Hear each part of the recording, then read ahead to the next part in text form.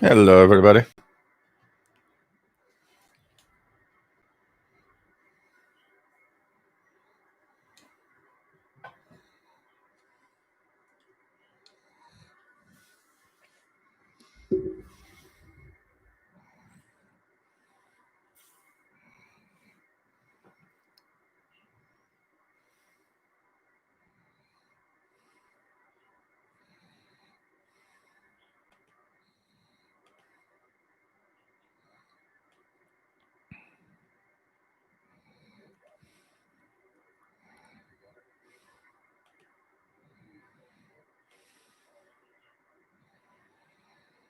We have the Hurricane WatchNet 7268 lower sideband. 7268 lower sideband. Hurricane WatchNet is active. I'm hearing some stations checking in. Hurricane of category 4, so it's a huge, pretty big hurricane in the Gulf Coast.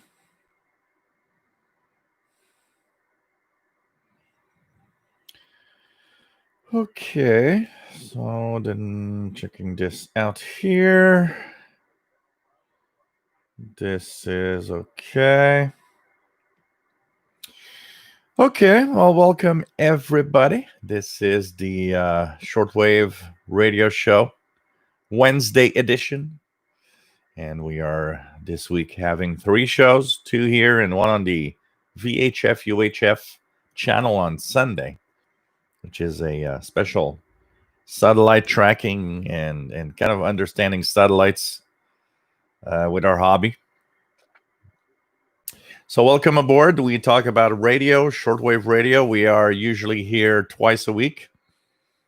Wednesday, 8 p.m. Eastern, 5 p.m. Pacific, 0 hours UTC. Friday, 4 p.m. Eastern, 1 p.m. Pacific, 20 hours UTC. And we talk about shortwave radio. Next week will be another week off, and it will be the last week off as we're going to start the new season of broadcasting live every week. So next week will be the last week that I take off. And after that, we'll be back at the regular weekly schedule of Wednesday, Friday show. We talk about radio. We have fun tuning around the bands and answering questions. And, this is it's a cool community. We were talking, we talk about it on the Facebook group. We mentioned it here.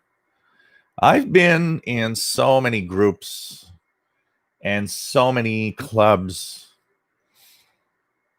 over years. And what you understand is that when you have a lot of people at the same place, it's a very difficult task to keep everything perfect and everybody happy and try to have people not step on each other and just try to keep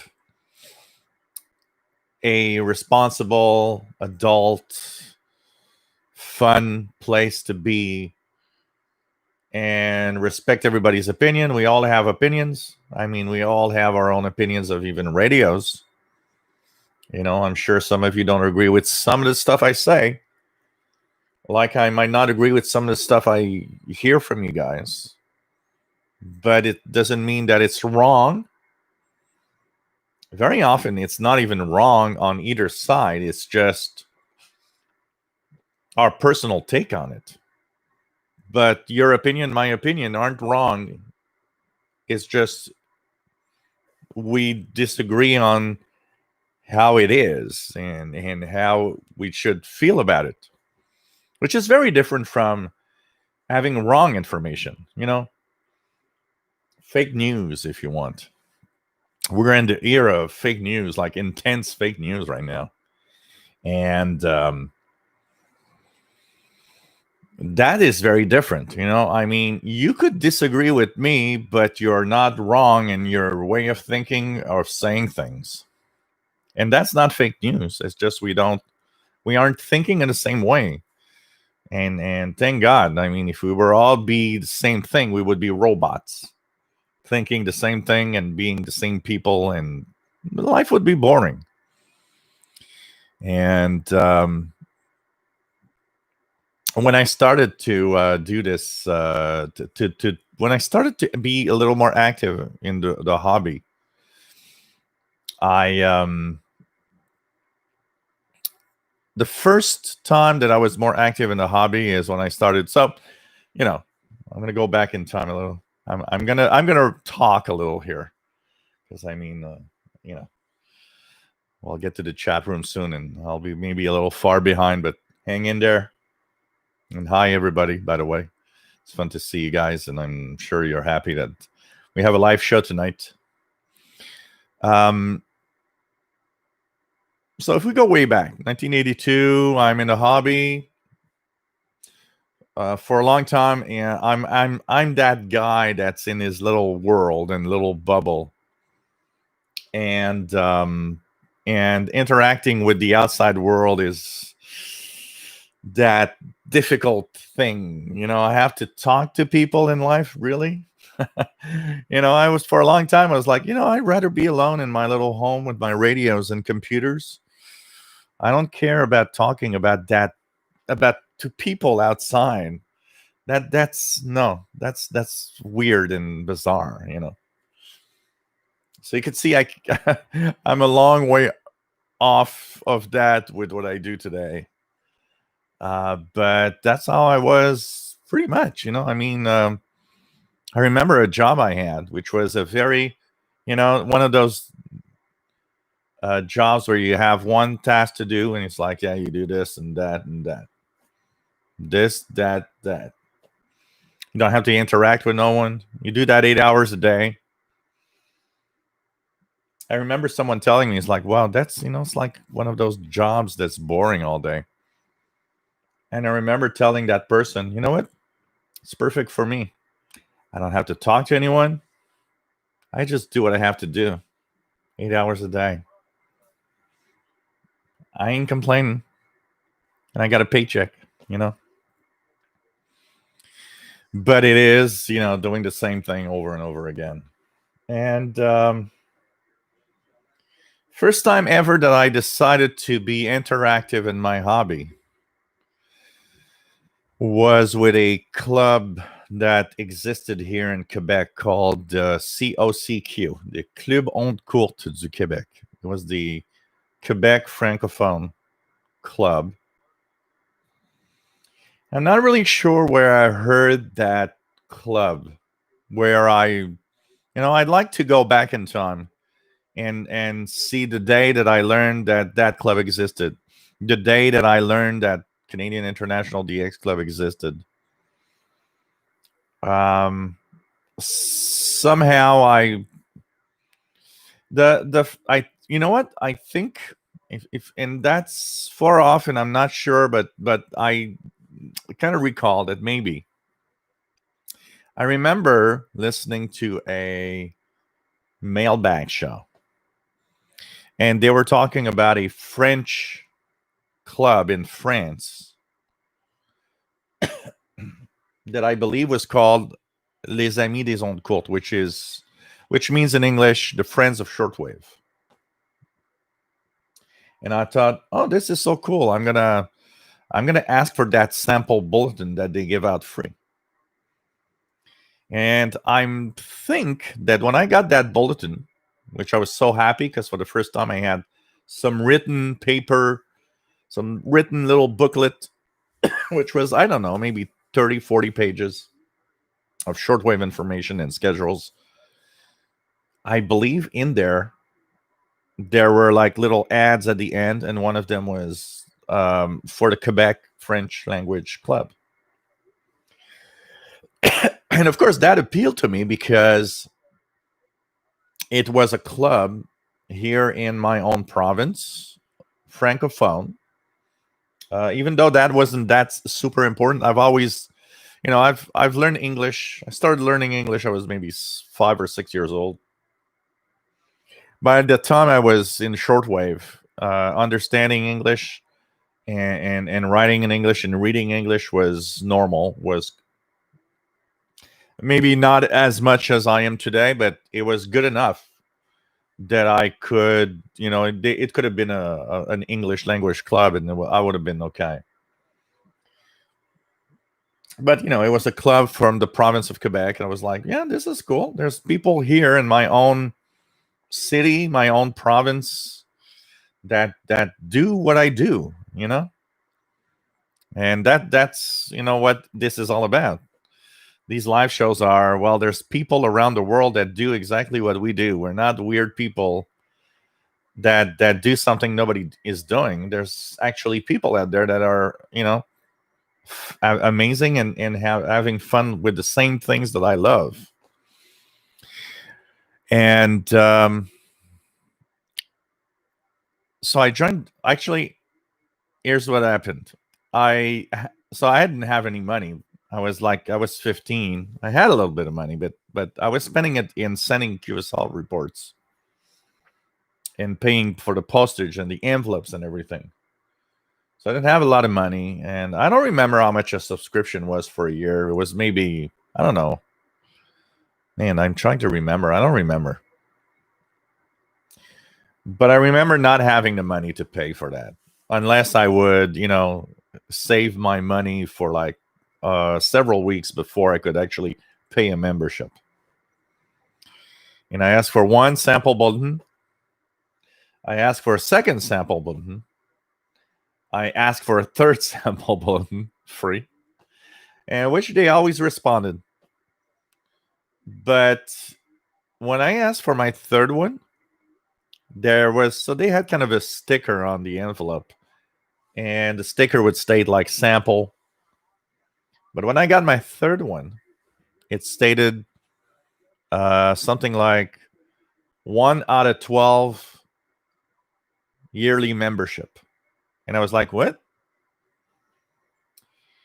And I was thinking, what's that? Maybe something's wrong. And the next month, I didn't ask for anything, and I got the copy, and it said 2 out of 12 membership 1 year. And I was like, whoa, I'm a member.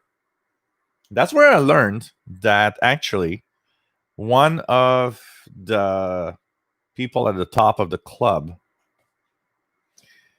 had generously actually paid for a 1 year membership for me. Understanding that I didn't have a lot of money because I was like 14 years old, 15 years old. And he thought, you know what, I'm going to pay a membership, which paid off in a way because after that, the next years, I actually paid my full membership dues for a year, every year for many years. It was probably, I think I was probably member of that club almost until it died somewhere in the 90s. And my first participation, the first time that I remember, go back again. I'm that little guy in his little world that doesn't interact with the outside world much, except when we really have to. And I decided to send in logs of what I listened to for the logging columns. And then next month, I saw my name and I saw my logs. And I was so happy. It was like I was part of something. Participating, sending my logs, sending my information that they could print out. I was suddenly part, being a member of a club is one thing. Participating in a club brings you to another level. You're not just a member of a club. Now you're somebody. You're doing something in that club, even though that was a small thing, And I ended up, after about 4 or 5 years, they needed someone because the guy that was at the logging column didn't want to do it anymore. They had no one. And I became in charge of the logging column in that club. And what I want to go to is, we talk about how difficult it is to have a bunch of people doing something and people being happy together. Well, when I was at that club and I became the guy that did the logging column, that's where all hell broke loose. That's where I saw how people are not necessarily always nice. And there were people in France sending me the texts that I'd written in French. And anybody that knows French, I tell you that French is not that easy language that you write, like, I'm it's funny, but I actually write better English than I do write French, probably. And so there was this guy in France that sent me the column back, and he had underlined in red everywhere that I either misspelled or didn't do the, everything was wrong in my French language written. And I remember I got that, and I was like, this isn't a freaking, spelling contest. It's not a French language course. It's a radio logbook, And I remember being real pissed off at that. And like, just, and that was like maybe the second or third column, and thinking, you know what? The hell with this. I'm not even being paid for that. Nobody wants to take care of this, crap. And I'm getting like, I'm getting bashed because I'm not writing my French well enough. And in the club there was internal battles. People that don't have the same point of view trying to take over. And that's pretty much what killed the club, by the way. What happened is, in the last, I think I did the column for about a year and a half. And I remember a year and a half later, I said, the hell with it. It's yours. I'm not there anymore. And I remember my membership was expiring like the next month. And I thought, the hell with it. I'm not renewing. I'm not part of a club with idiots that, instead of trying to just have fun with the hobby, are just ranting at each other for whatever reason that 90% of the time doesn't even have anything to do with radio.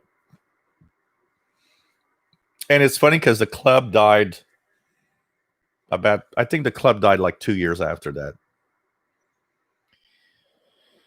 When I left the club, I went to a last meeting here in Montreal. We were, I think it was like 10 guys.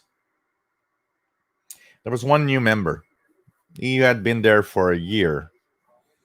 He was seeing the club dying, actually. And he was one of those guys that, like, I want to keep this going. This is so cool. We need a club here in our province, francophone and everything. Club died 2 years later. And I remember about a year and a half after the club died, I got an email from that guy. And I guess we're in 1996-ish, something like that. Somehow he had found me somewhere. I don't remember where. I had an email back then. Because when I got the column, one of the guys that was taking the stuff was already very connected. An email in 1994 is not something that, you if you said email to someone in 1994, they were like, what? But email existed for a long time before the internet became popular. And I remember I had an email because of everything that I was doing back then. So I would send in my stuff by email. And I think he probably got it. Maybe he got it in the column. I think back then I actually had my email in the column. thinking, well, maybe somebody that's super connected will send me something there. So a year and a half later, that guy, I just remember his first name, which was Denis, came back to me and said, hey, the club is dead, but you were super active, and I see that you're still very active in that English club. And that's because at that time, even though I had left the Quebec club, I was at CIDX. I had joined the Canadian International DX Club. And he was, I think, a member also. So he saw that I was a part of that club at some point for some reason. And probably because I was sending in logs to the CIDX at the time. And he said, how about you and me, we rebuild, the club? And I answered back that I was not interested for a very simple reason, because I remembered how it was, how people weren't, there was just ranting all the time. And I thought, I want to have fun in my hobby. I want our hobby to be cool, not having a bunch of guys ranting at each other for whatever reason because they're frustrated or whatever in life. So that's what happened. I came to a point where I don't care about that club. Thank God it's dead. That's the only thing that club, actually was going ahead to. It was going to its own death, anyways. Plus the fact that the province of Quebec is a small market. We're in 1996, 5, 6. Shortwave is already on its way down. So trying to find people that care and love shortwave was kind of a hard one. And the other thing that wasn't fun in that club, and it was normal for it to be like that, because once again, the province of Quebec is small, so trying to find enough people to pay a membership for a club bulletin for shortwave radio was already difficult.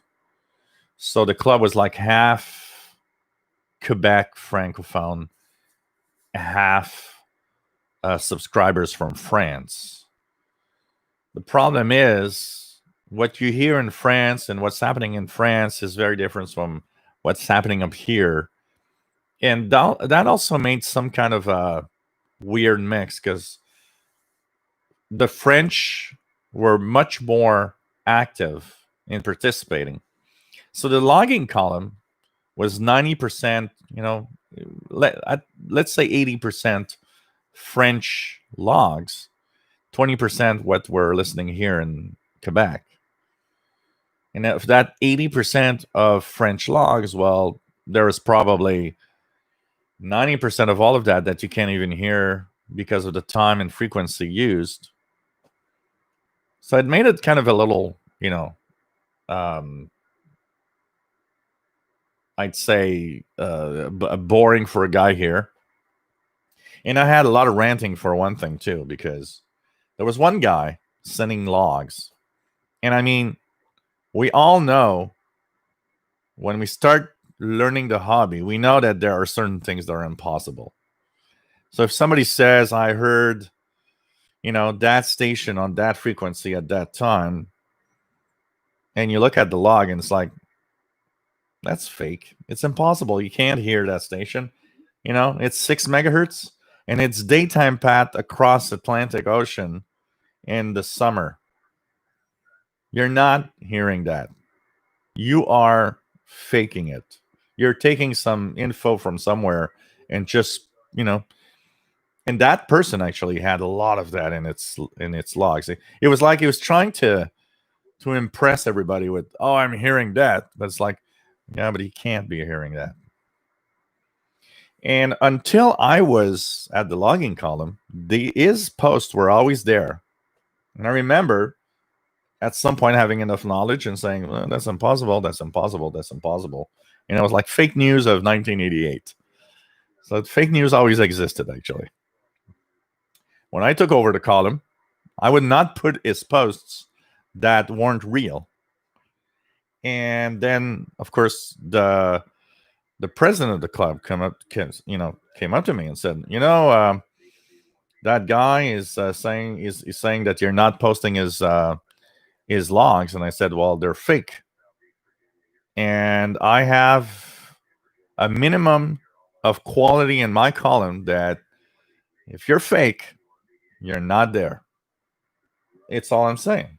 And he said, well, you should put his logs because it's not fair. I said, they are fake. I am not going to add fake logs.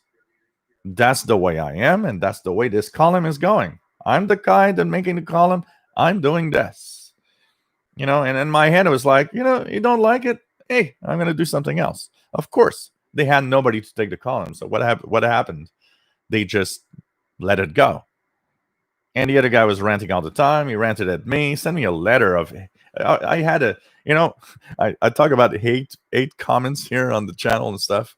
I had my first hate mail, actually, and it was snail mail. So it's like, probably was something that was about to happen in my life, I guess. It was probably the first, I should have known back then that snail mail, hate mail was to be my future somehow. And oh man, he insulted me like crazy. And I remember I told one of the guys, I said, we should put this letter in the bulletin next month and show how crappy some members are. And of course, everybody's like, no, we're not going to do that. And it was like, hey, if I would have been president of the club, I would have put his letter and said, look, that guy's an asshole. But anyways, it's like everywhere and all the time, there's always some difficult moments of people being a little hard on each other or whatever. And I mean, it goes a long way. And when I see how well the Facebook group that we have with more than 1,150 members now is pretty respectful. Of course we have an idiot here or there that we just remove, but in general, people are just cool and great. And here in the chat room, great people, fun place to be. Great moderators that I want to thank once again, because you guys are great in being real fast at removing whatever crap is happening. It's just fun, it's a different take, it's a different thing. And I'm happy because there's too much of that hateful way of working that I'm hearing a really strong 7268 lower sideband is very good right now.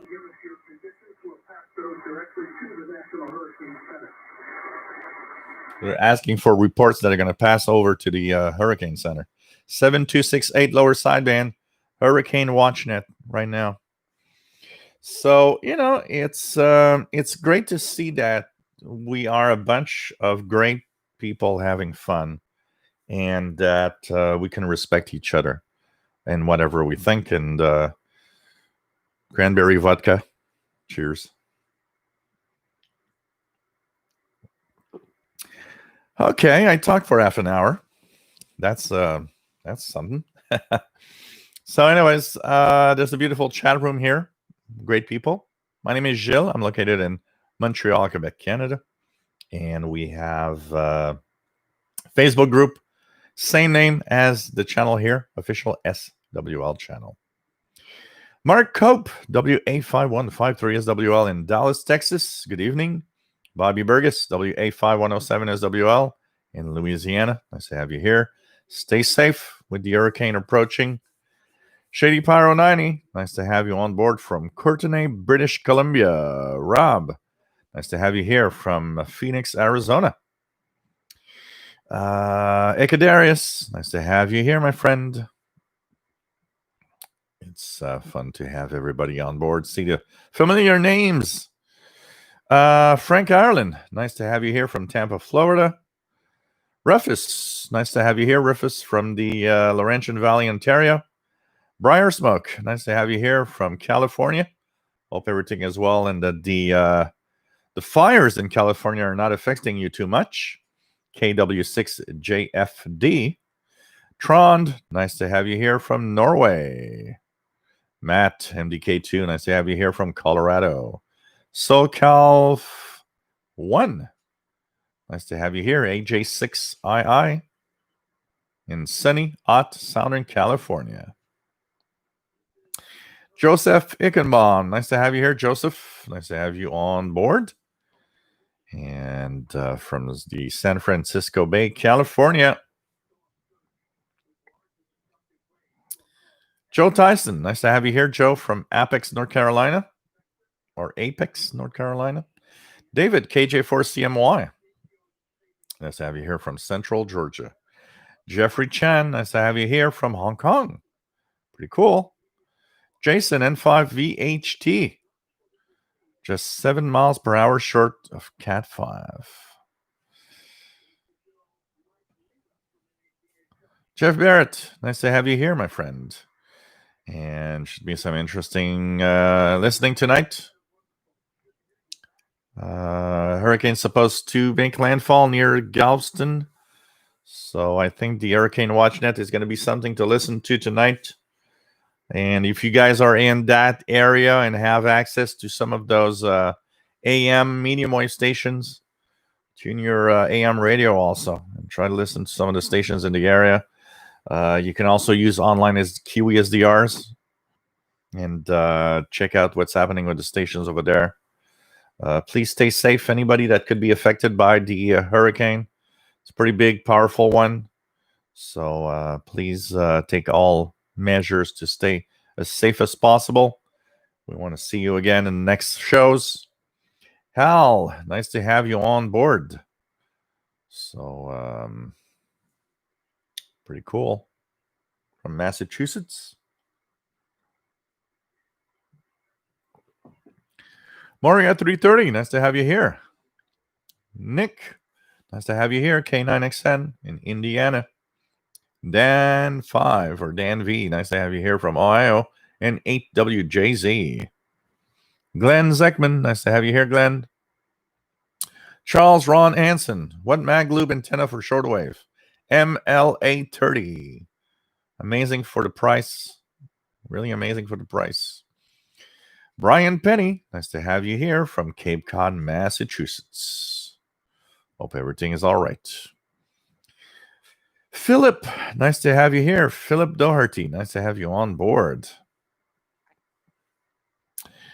What else do we have? Archer's Auto Crafter's Kitchen, nice to have you here, my friend. RT Gideon, nice to have you here from Randy. From Riverside, California. Nice to have you here, Randy. Joe, nice to have you on board from Newmarket, Virginia.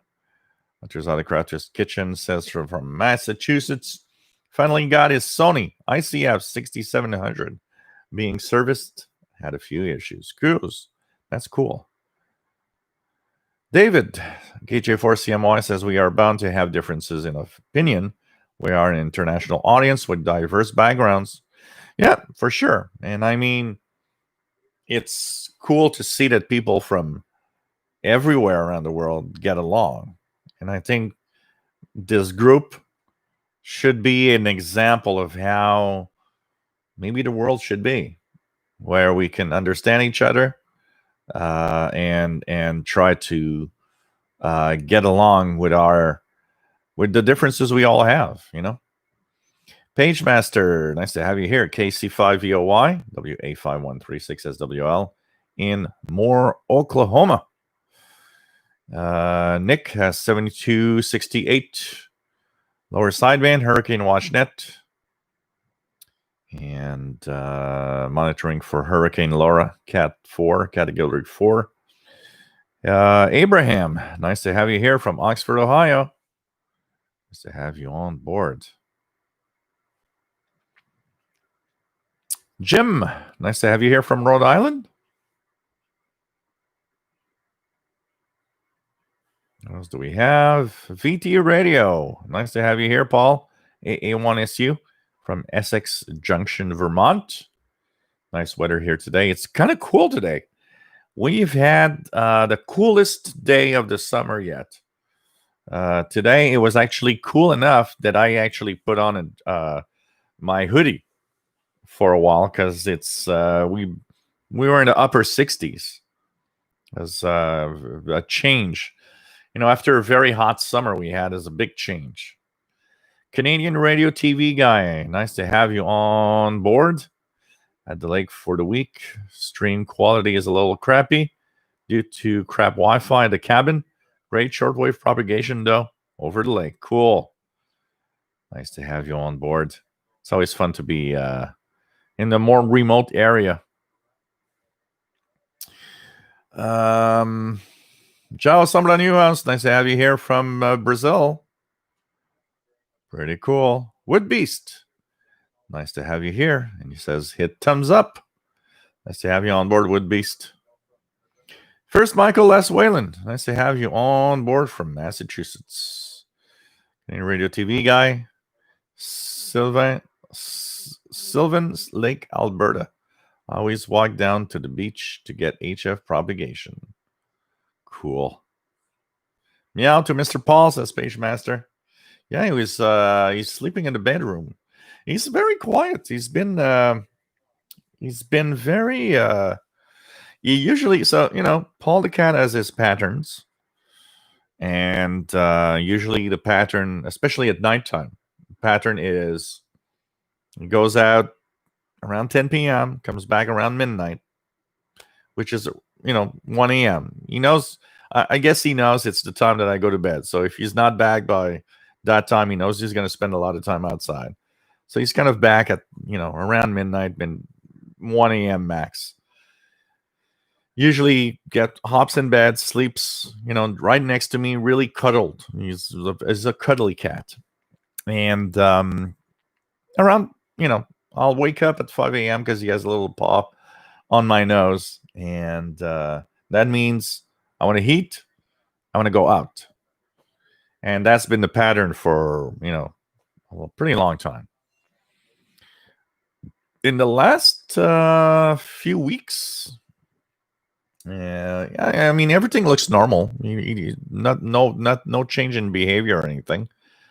He actually sleeps all night. What he does is he does ask me for food at 5 a.m. But instead of wanting to go out after, he actually hops back in bed and sleeps again, which is strange, But then again, I'm thinking, well, he's an aging cat slowly. I would guess he's maybe 8 years old, 9 years old. So maybe he's slowly getting older, and it's like now that's the thing that I do, or just a little change in pattern. But it's these little things like that you look at and you're like, you okay? You feel all right? But he still goes outside. I mean, he went outside this afternoon for about 2 hours, and one of the things I thought was maybe because I'm a heavy sleeper. I mean, there would be a nuclear holocaust while I was sleeping, and I would wake up and I would be alone on this planet, and I don't even know what happened. My sleep is that good, and I know a lot of people are jealous of. I don't know how many people told me, you know what, you sleep on the ground, and you sleep like. I went to a cabin once with a friend. And I remember it's just so funny because he's the kind of friend that has a hard time, He had mentioned to me so many times how he has a hard time getting a good night's sleep, We go to the cabin and there's just no spots, So I take a pillow and I sleep on the hard floor made of wood. Next day he looks at me and says, "You slept okay?" I said, well, I'm got a little pain here and there because I was sleeping on the floor. But yeah, I just, he says, you know what? I woke up in the middle of the night and noticed how deep sleep you have.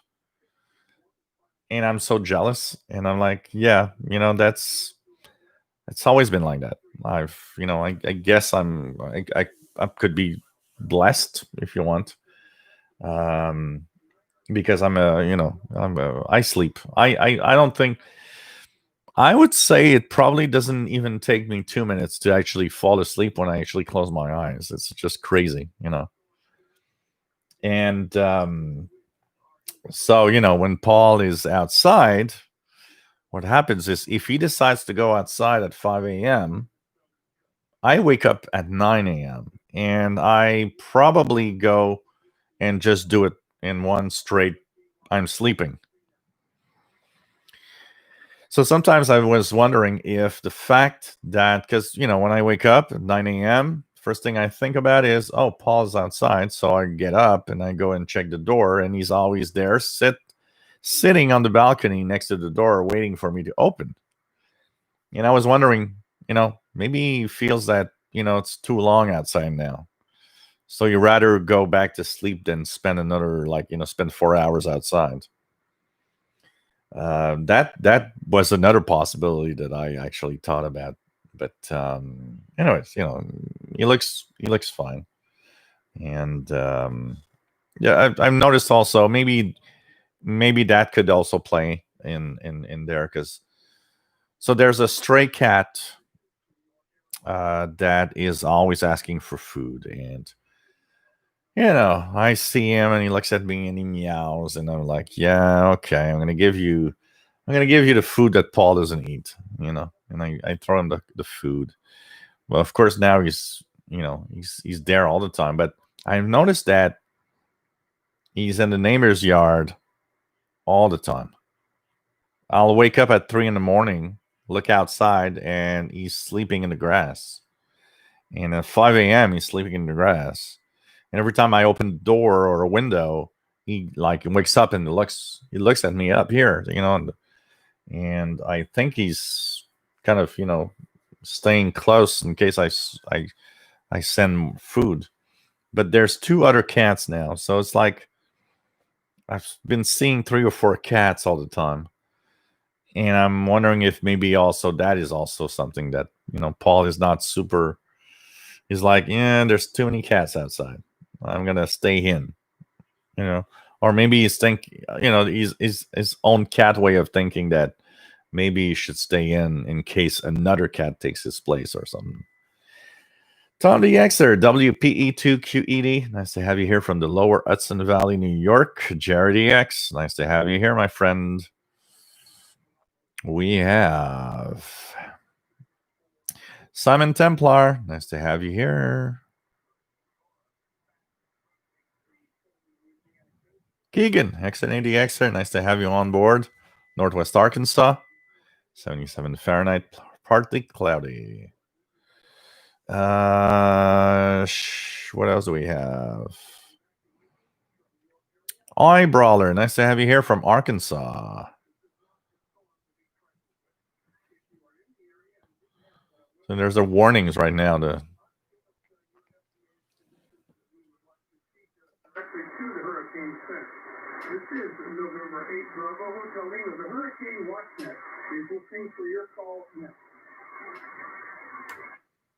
So Hurricane Watch Net in full effect right now. What else do we have? Matt, MDK2 has been following the hurricane net on 20 meters today. Had to disconnect due to winds and lightning. Rick, nice to have you here from Milwaukee. Nice to have you on board. Take care, Kadarius.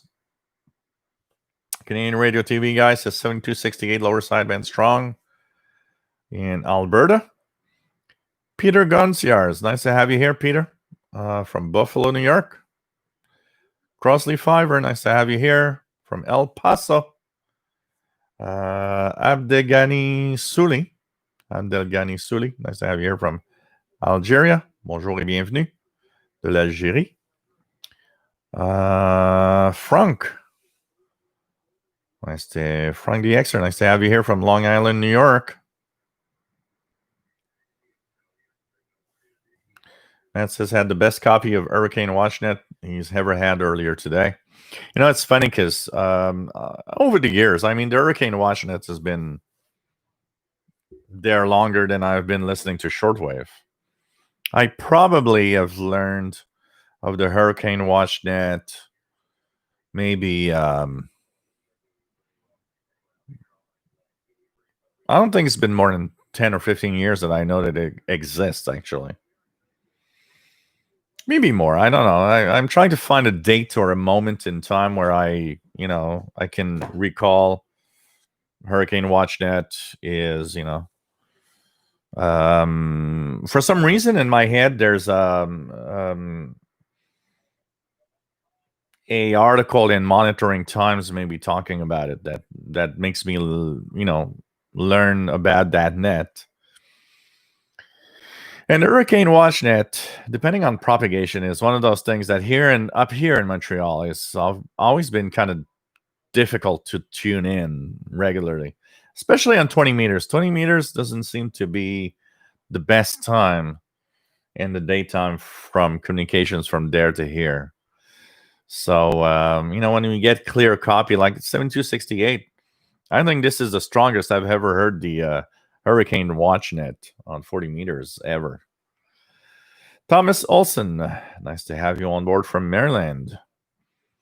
Isham 56 Hamilton, nice to have you on board from Sweden. Graham, nice to have you on board from Milton, Ontario.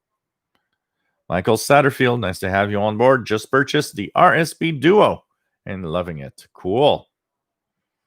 It is an amazing device. Falstrot, salut.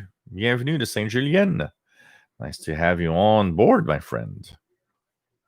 Blind Picker, nice to have you here, Rob. W0RAB. Blind Ham. John, is there peace in your town? Well, here in Montreal, it's very peaceful. Montreal has always been a very quiet city. We have, little demonstrations here and there. In general, it's very, very, very quiet town here. Montreal has always been known for being a rather relaxed. Here in Canada, we don't have, because it's a complex thing. You guys in the US have a lot of little things happening, and it's a little crazy. Here in Canada, it's like more of we don't have big issues that divide everybody. There's a little bit of stuff, but for the most part, there's nothing that is driving Canadians mad enough to go out and demonstrate and I think it's even in even when something like bad happens, demonstrations here are always like small little groups of people. It's like we don't have the big demonstrations, and it doesn't happen very often. If you have 100,000 people in the street here, man, something really bad happened. Because I mean, to drive all of these people, it must have been pretty bad. Because in general, it's rather relaxed, and I think we got to be thankful maybe for that here in Canada, that it's so peaceful and relaxed in general. It doesn't mean that everything is right, and it doesn't mean that everything should be like it is. There's some serious issues in Canada also. There are some things that need to change. We are not in a perfect country, that's for sure. And we have there's a very there's a lot of driving different opinions, depending on the province you live in. And in the last few elections, we've seen the dividing forces in Canada a little more distinctly. You notice that the West is kind of has his way of thinking, and of course Quebec has always been the province that's kind of complicated because it's the the francophone, and it's always been kind of complicated. And there's the east part of Canada doesn't think the same way as the west part of Canada, and all of that together. Um, and I'll probably say one thing. I don't talk politics, but I will say that if I have to just say one thing about politics, and I think that's what's happening in the U.S., is that unfortunately politics is driving people away from each other rather than making people unite in something. And we see it here in Canada. We see that politics is more and more centralized, and you have two or three different groups of people thinking differently. I mean, there's always been some divisions, and politics has always been something that divides a lot of people. That's why we always say never talk politics. But I think it's worse now. I think that politicians and political groups are now focusing on how to divide even more to get votes. And that is sad, because I always thought, and I still think today, that politics should be there to unite everybody behind one country, and we should all go forward together in something, not go forward with half of the people against you and half of the people with you. That's not the way it should be, and should never have been like that, and should never be like that. You could have your differences, but they should not be that bad. John Doe, did you hear about the air leak on the International Space Station? Yep, I know it's a small leak, because they said that the readings aboard the ISS are not changing fast enough for it to be a problem. And you got to remember one thing: the ISS always leaks air. That's always been. It's not perfectly, isolated. So there's always a little bit of oxygen and of air going away. Now it's going a little faster, but it's part of exploring space. Sergeant Rock, nice to have you on board in Hawaii. Now, COVID lockdown, no more than groups of 5 people. Wow. Aloha, my friend. Stay safe. Here in Canada and here in Quebec, we've been managing it pretty well right now. We had that peak in early May, something like that. We had the big peak. Right now, it's manageable. Hopefully, it's going to stay like that. It's not normal life. I don't think nobody nowhere in the world has a normal life right now. What we used to call normal, what is normal for us. I mean, masks. I got my Quebec flag mask, and I've got my black mask. I got 2 of them, and you got to wear them. You can't go inside a public place without it. It's kind of weird, and it's not totally in our head. Like, I cleaned them today. I went to a store the other day, and I was distracted by something outside, and I went in without a mask. Boy, did the guy tell me, "Hey, you better wear that mask." And I was like, "Yeah, I forgot. Sorry." I think it's not totally in our DNA yet, but I think it's going to be part of our lives for a long time. And unless things change, we're going to have to get used to it. And we've got half normal, because I've been going downtown. We've going to restaurants with friends and stuff. I haven't gone back into a bar, because I don't feel right going to a bar. Plus, I'm taking care of a friend of mine that is sick and older,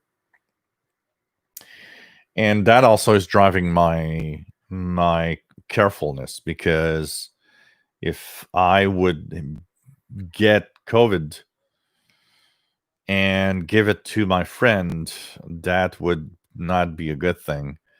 And especially if that friend would die, I would feel pretty crappy about being not careful. And, you know, so although I do miss my Sunday night bars, that was kind of my pattern. And my pattern was Sunday was, CKUT, and then downtown with friends, then end up at the bar on Sunday night, have drinks, talk with friends. I have a hard time. I miss that. I miss the normal life that was, but I'm not gonna go. I'm not gonna go and risk anything, especially with the fact that I'm taking care of somebody that needs my help. Okay. What else do we have?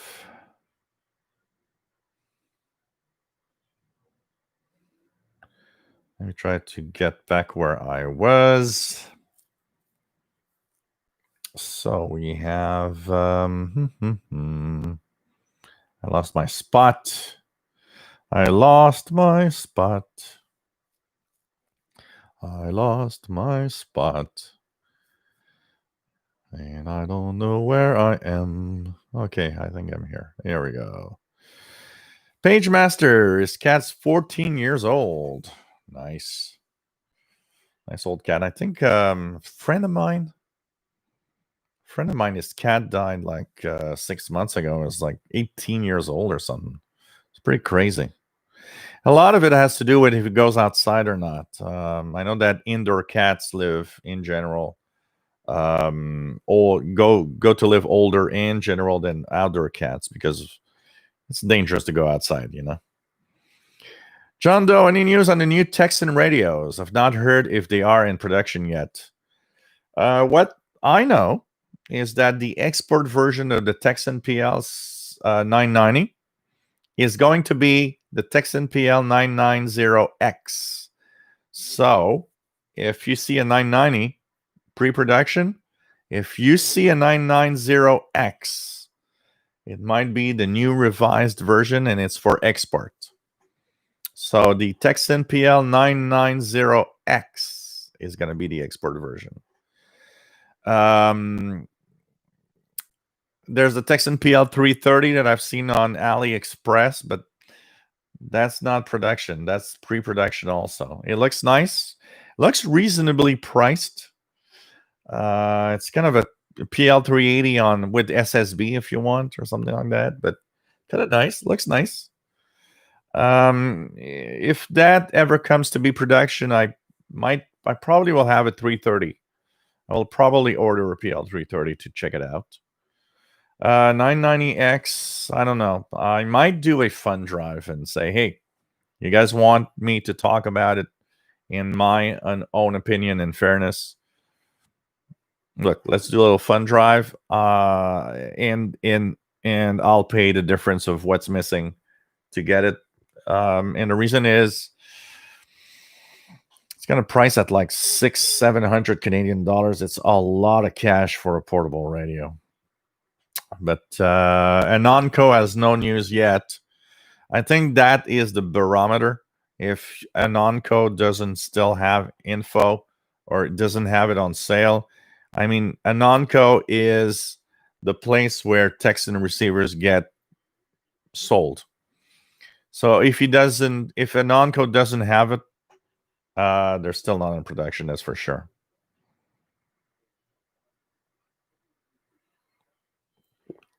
Charles Emerson, do you know the difference between the Texan 9012 and the Texan 909? I have both and can't find a difference yet. Let me just check something.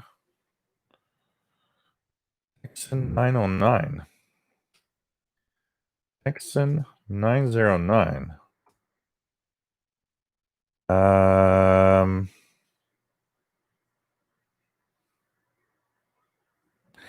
They look pretty same. Well, let me just check it out here. Okay, I see it here. Texan 909. Yeah,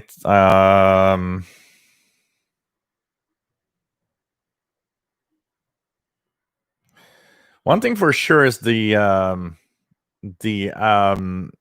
looks of the radio is different.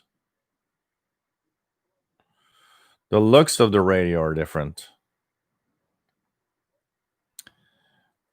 If I had a because I don't know, I don't have 909 and I don't see it.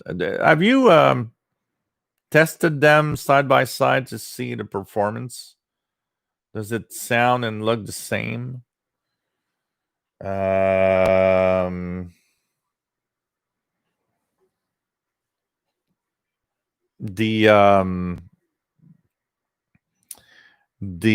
if they are the same and if they perform the same and everything, maybe it's just that they modernized or changed the outside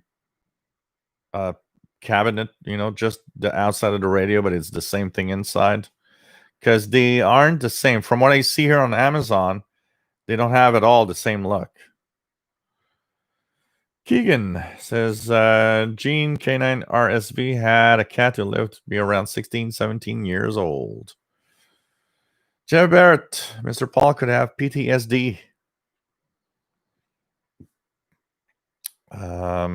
There's a lot of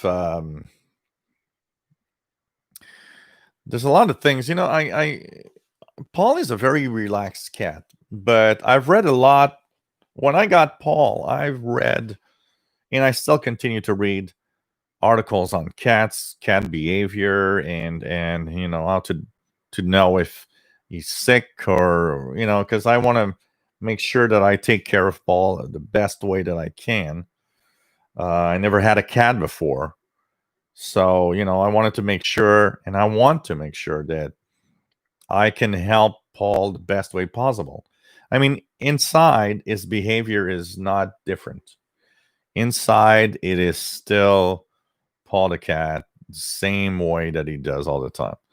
The only thing that has changed is mostly that he doesn't go outside as much.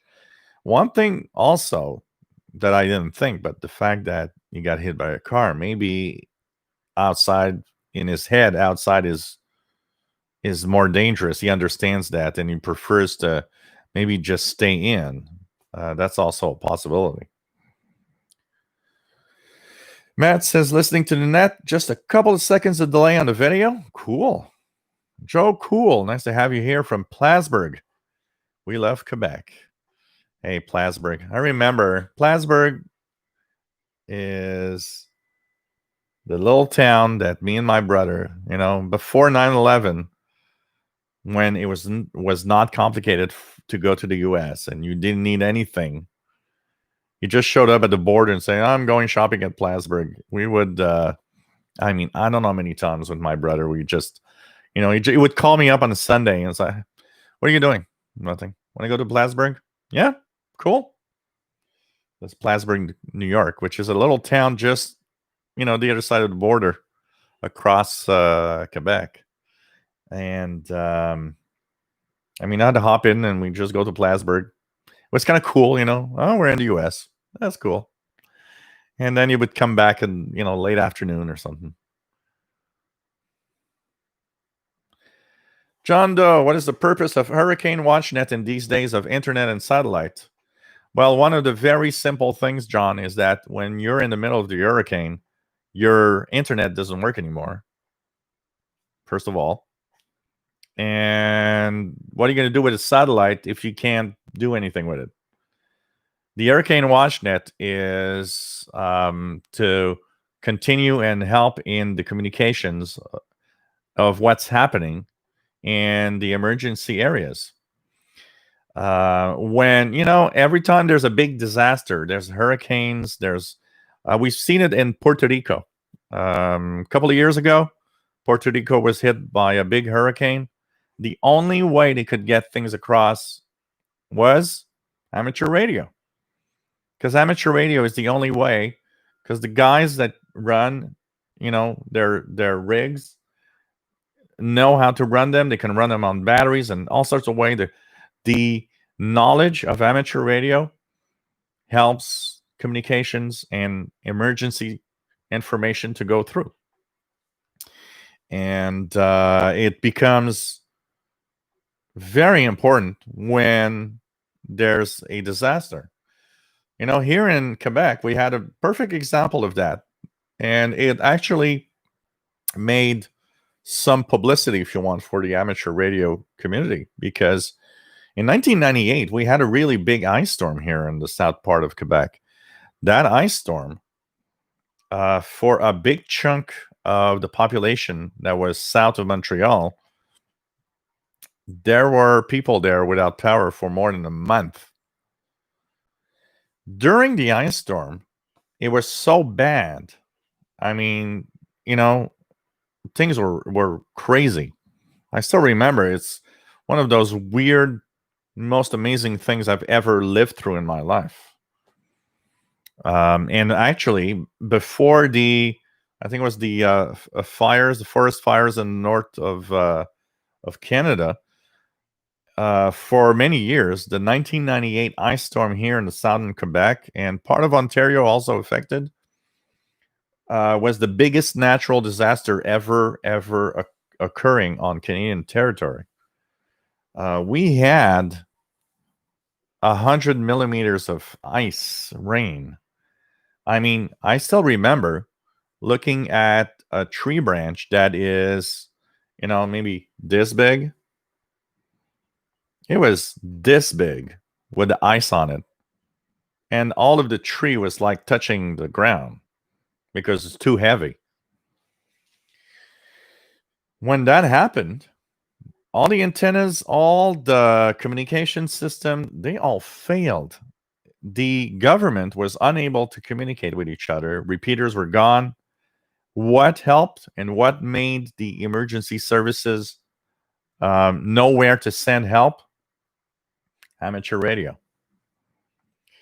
It is unfortunate, and I think we should maybe use that aspect of amateur radio to explain to the general population that it is important to keep amateur radio alive, because just look at what it can do. So, remember that when there's a hurricane, a big ice storm, an earthquake, everything's down. You don't have internet. People in the affected areas there are not going to have internet for days or even weeks.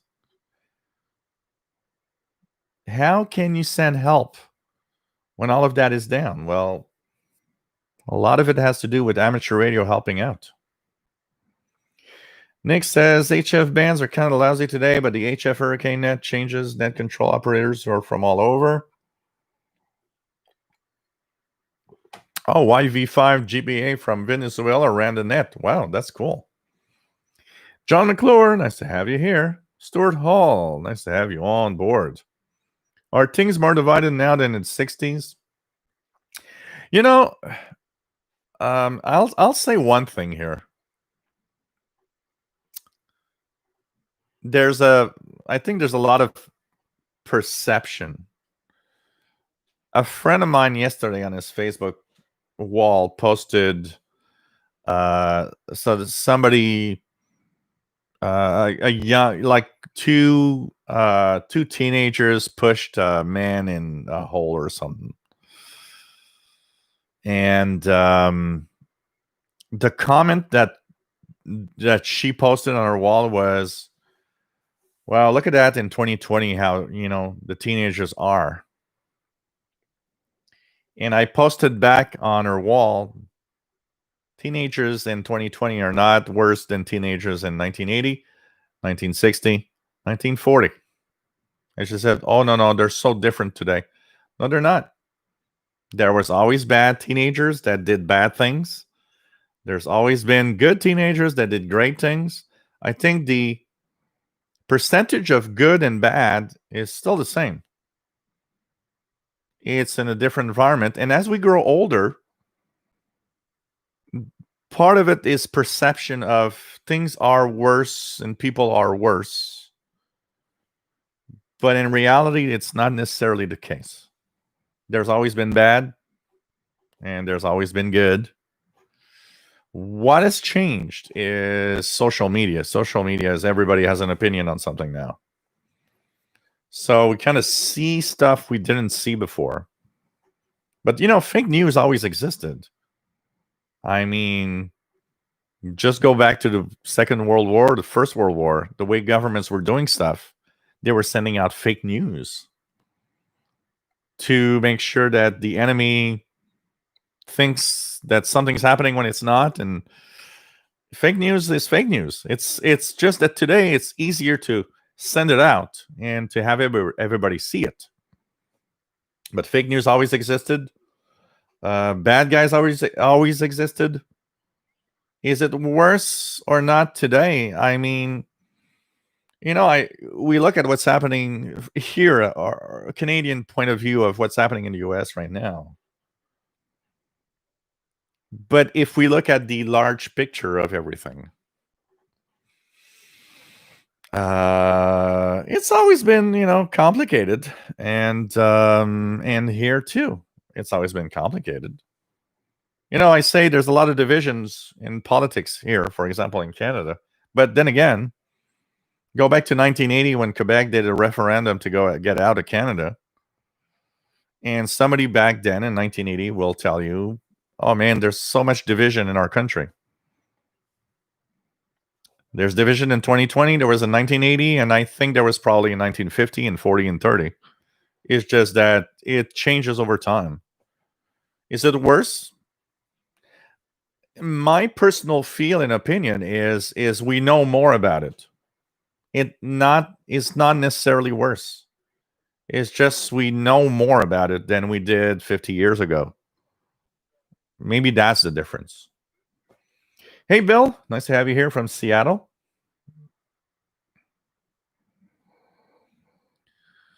Social media art or Salad Crafter's Kitchen. I think it's making social media is giving everybody a voice. You didn't know what your friends really. Let's put it this way: your personal friends. We always knew, our personal friends what they think about something. Your best friends, you know how they are. You know what they think about politics. You know what they think about religion. That's your immediate group. But remember, like 30 years ago, the extended friends, apart from a few that you knew a little bit, that they had a way of thinking that was, peculiar or different, you didn't really know anything. The ones you didn't talk up to much, you never knew what they were thinking. They were in that sphere of your world. They were people here and there, and you would say hi, and that was pretty much it. Facebook and Twitter and all of that, you're friends with those people in that bubble of Facebook or Twitter. What changed? Being in that sphere where everybody says something about whatever is going on and gives their own opinion. Now, that friend, which is not a friend, it was just somebody you knew in your, vicinity. You didn't know what they thought about world events or anything because we weren't friends enough to talk about that. Well, that person is now a friend in your Facebook. So you see what that person thinks now. That changes a lot because now you have people that you barely know giving their opinion on world events, on whatever's happening. Just look at COVID and the mask and the no mask and you just look at it and you're like, okay, even I'm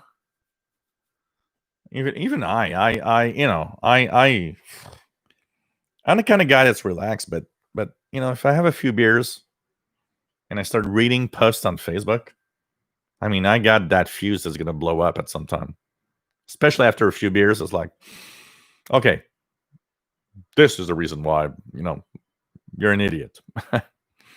um, it's just that now you have in your face a lot more of all of this. Before, you didn't really know what, your neighbors thought. But now your neighbor is in your Facebook. And now you know that your neighbor hates things that you love. It changes the dynamic of all the relations of everybody. VE2FJG or FGJ. Nice to have you here. VE2FJG.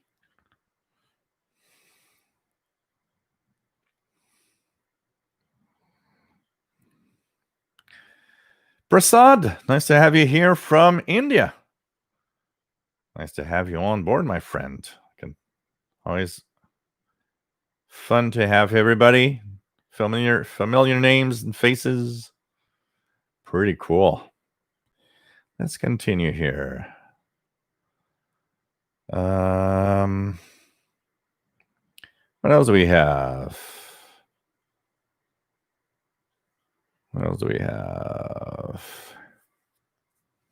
MA.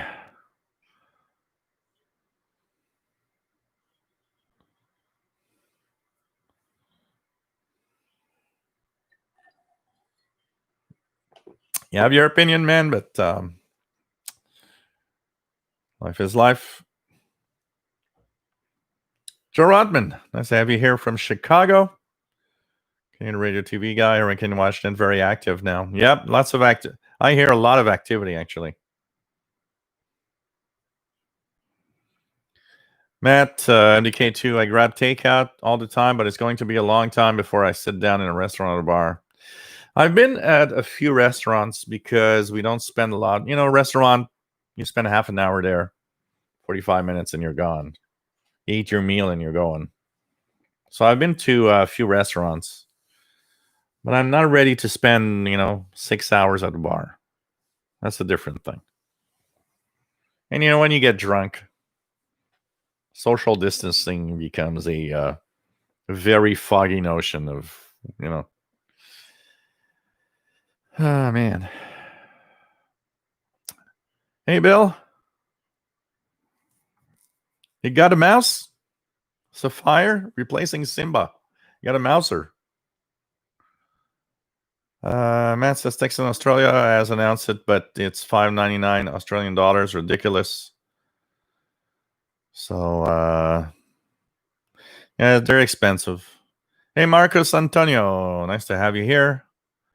Charles Ethan, nice to have you here. I think you have answered this question before, but where did you get your clock? The one next to your on the air sign with the UT time display. Very nice looking.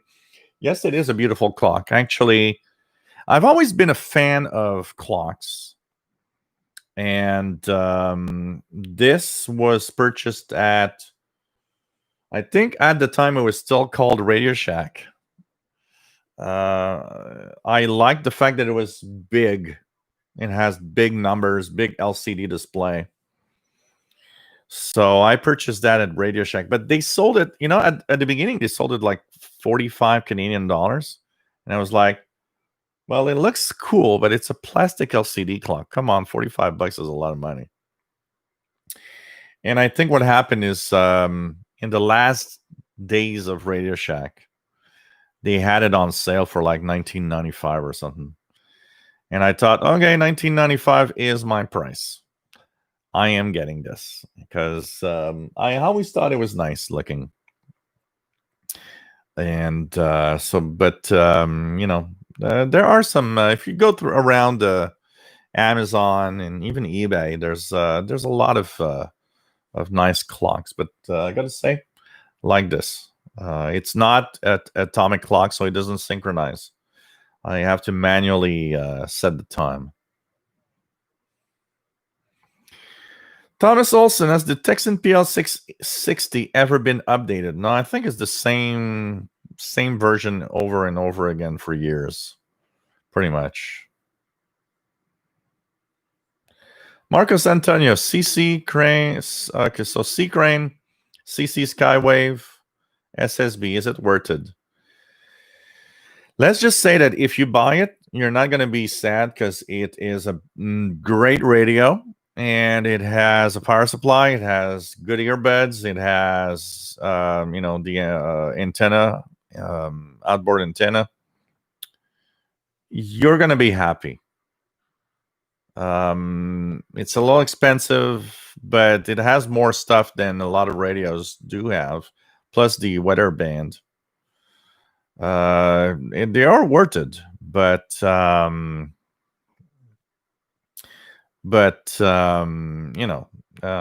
depends what you want to spend. It is great.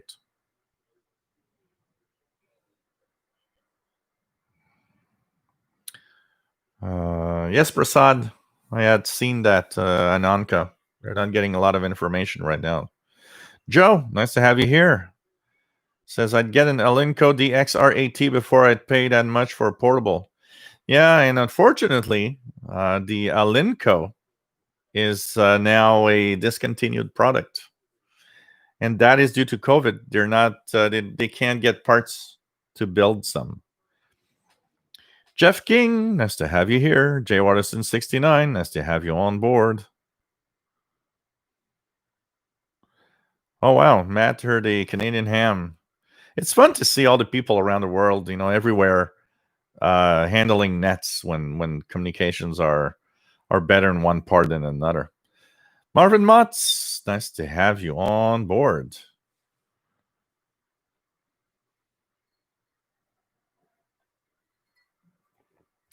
There will be even more opportunities for amateur radio now that censorship is starting to kick in. William Moser, nice to have you here.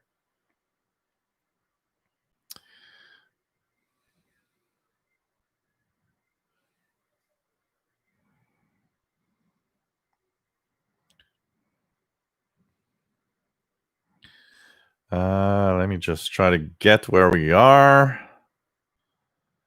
There we are.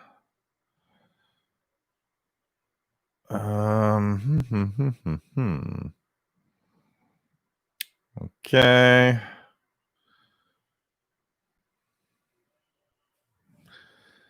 Matt says, right on, Jill. People who think anyone is worse than they were grew up without seeing what was happening in their towns. Yeah. It's funny because, I mean, if you look here in Montreal, there's actually less people being killed every year than there was 30 years ago. You could almost say it's better, but it's not necessarily. Things shift around.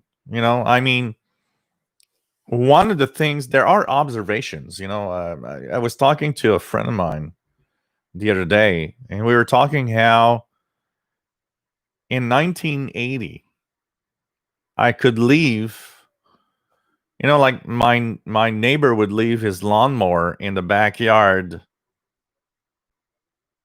as is, unattached. I mean, people could just get in the backyard and steal it, and it would still be there day after day after day after day. I remember I would leave my bike. Unattached in the backyard, and it would still be there the next day.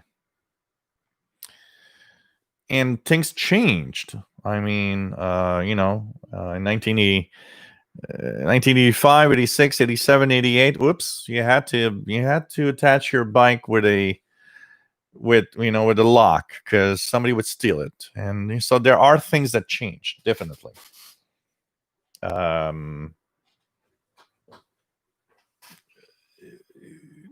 There are definitely some parts of our world and our life we just take a little more care of and be a little more careful on.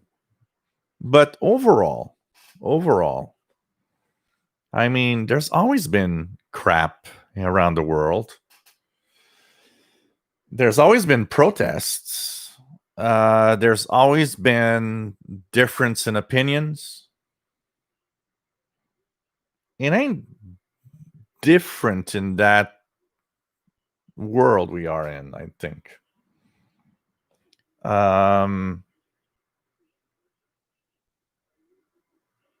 What I think is, and what I say very often to people is, be careful. We know more of what's happening in our world today than we did 30 years, 40 years ago, because the communication is instantaneous now. You know, somebody dies, in another city in the province or whatever, you know about it, 30 minutes later. Back in the 80s, when I was young, it was like, you knew about it a month and a half later. It's like, oh, somebody died in, June. Okay. I didn't know, you know. And even worse, I mean, come on, let's go to the 50s and the 40s and the 60s. Knowing what was happening in our world was, you would know something happened weeks after it did. Now we see it live on, those 24-hour channels where they're talking about the same stuff all the time. One of the things that I can't stand, I get it. 24-hour news channels are great when you want to know what's happening. The biggest problem with those is those people that sit down in front of the TV and watch the reel of the news. Like, they have a 1-hour reel that plays for like 6-7 hours before they change it for the new stuff.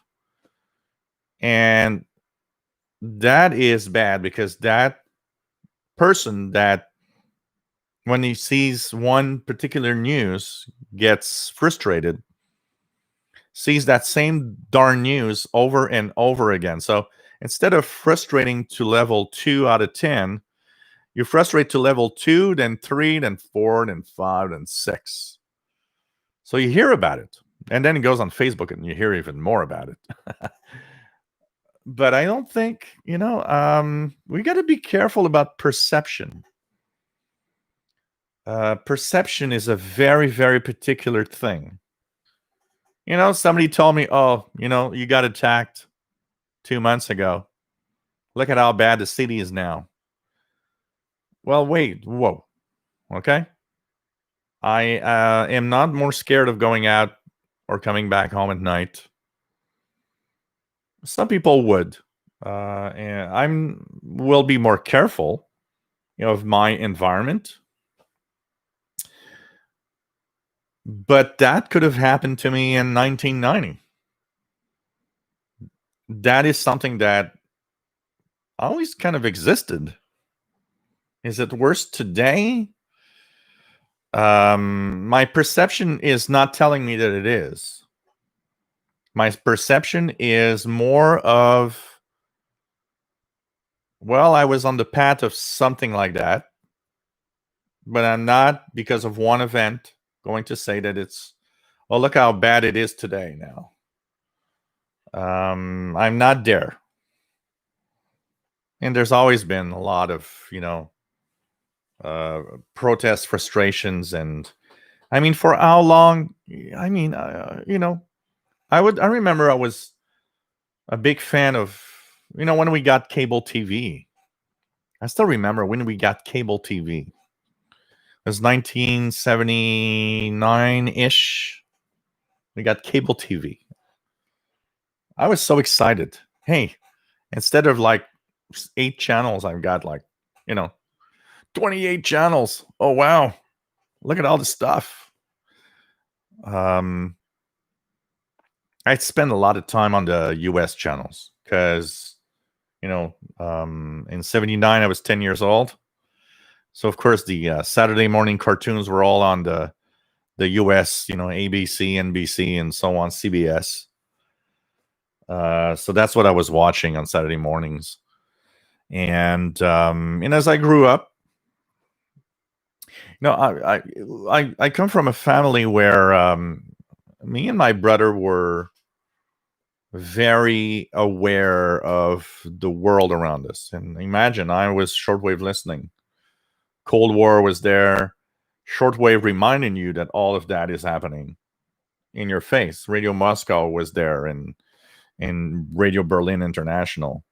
I was in the middle of the Cold War. I was not only living it as a teenager, living in still a moment where we're talking about maybe nuclear bombs are going to fall tomorrow and we're all going to be dead, because it was still that feel of in the 80s was still that feel. There were highs and lows. The 80s were very intense on the scale of Cold War. You know, there was a Cuban Missile Crisis in the 60s, early 60s. There was highs and lows with the Cold War. There were moments where it was relaxed. The end of the Cold War, leading up to 1989, 1990, was pretty intense with Ronald Reagan. We talk here in Canada. We have our view of U.S. politics in a certain way. And our, each country has its views of whatever. I remember protests here because in times of Ronald Reagan, the cruise missiles were being tested in the Canadian North. There were tons of people in the streets that wanted the U.S. out of Canada with those missiles. That just shows you there's always been that, moment of all of this happening. And I think we got to be very, very careful in thinking it's worse than it was. It's always been complicated. I think that's what we got to understand. Is it worse? Maybe for some, but I don't think it is necessarily for the average. I think it's not worse. It's just crap has always existed, and we're always dealing with it. And so as we get older, there's still crap. But we got to be careful to see one event and say, hey, look at how bad it is today. That event probably happened 10 years ago, and 20 years ago, 30 years ago, 40 years ago. Look at the world wars. Imagine how that must have been living through, World War One, and those that were unfortunate to live through World War One and World War Two. Imagine how their perception of what's bad and how the world's going bad is. In 1940, 1939, 1940, 41, I would not have loved to be a young 18, 19-year-old adult in 1940. Because I could tell you, one of the things I would have taught is, oh man, I'm going to go out. I'm going to go out. Okay, they're going to send me they're going to send me over there. I'm going to get killed. 60s, the Vietnam War, all of that crap. That's where we got to be careful, in the way that we perceive what's good, what's bad, and what's happening. Is it worse or not? I can tell you there are some people that would probably tell you it's maybe even better today. VA6FH. I'm going to stop talking. I'm not even reaching down the chat because I'm talking too much today. What else do we have? John Doe. Personally think there are too many shortwave receivers on the market. Amazing that Texan is doing expanding models. There aren't too many. And if there are too many, John Doe, if there are too many, that means shortwave is still alive and kicking. It's the other way around. We got to see it. And remember that here in North America, shortwave might be that far away thing. But in Asia, go tune one of the SDRs in Asia. It's like 1980 again on the shortwave bands with stations jam-packed every 5 kilohertz. is just shifted.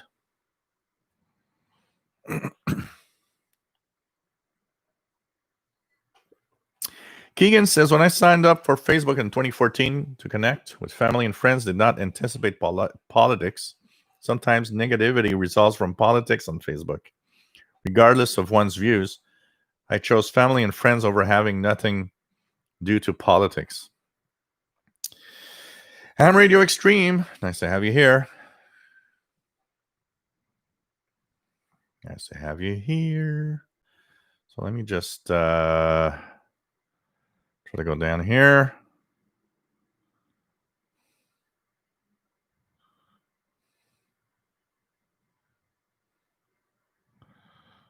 As we have here, Ray Carlisi, nice to have you here.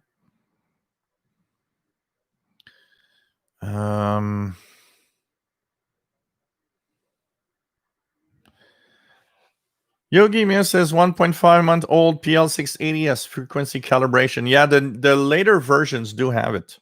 My version is the first version, and it doesn't have it.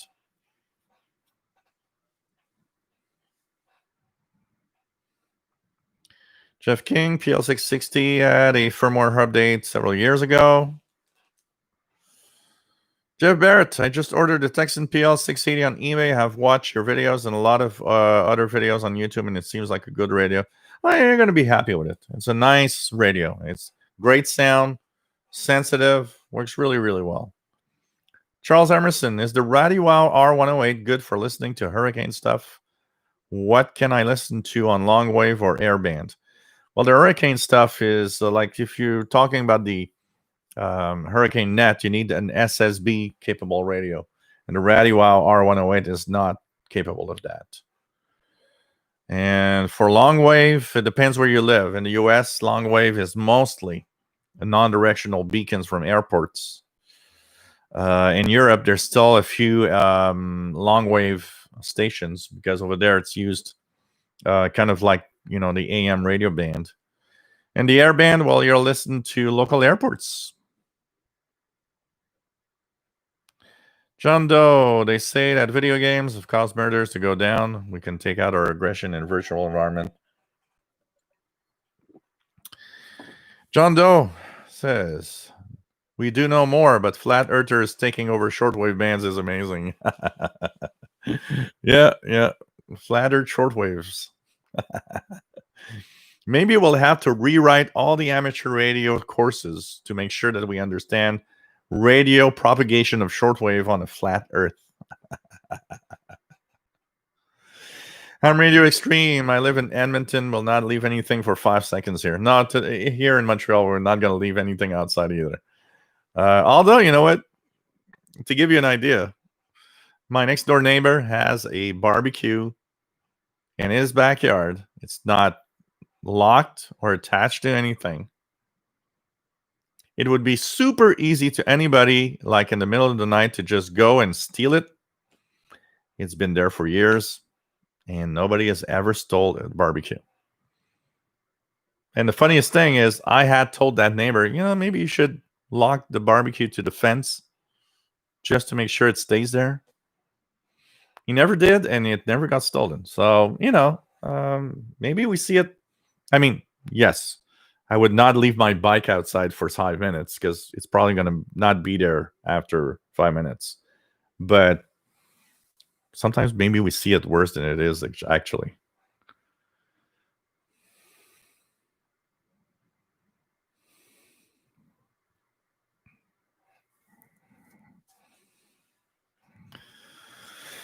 What else do we have? Ham Radio Extreme. My medium wave record right now is Chicago, 2,700 kilometers away. Cool. Using the Conicom GP5. Yeah.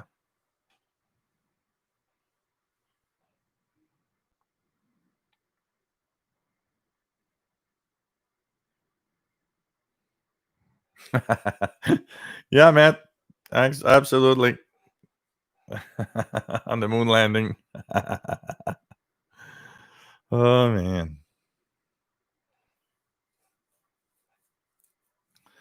So, Calf, yeah, that also is another problem, is that In my early adulthood, when we had breaking news, it was a really big story. Today, it's like breaking news. Yeah, so he fell off his bike and broke an ankle. Breaking news. Okay, but there's a lot of that. There's too much of the sensational stuff. You know, maybe I should do that. A breaking news shortwave channel. Breaking news. There's a signal on 5 megahertz. I mean, everybody would like, oh, what? Oh, it's WWV. Yeah, breaking news. It's crazy. It is crazy. There's too much sensational, that's for sure. Hey, Erica Trell. Duck and cover.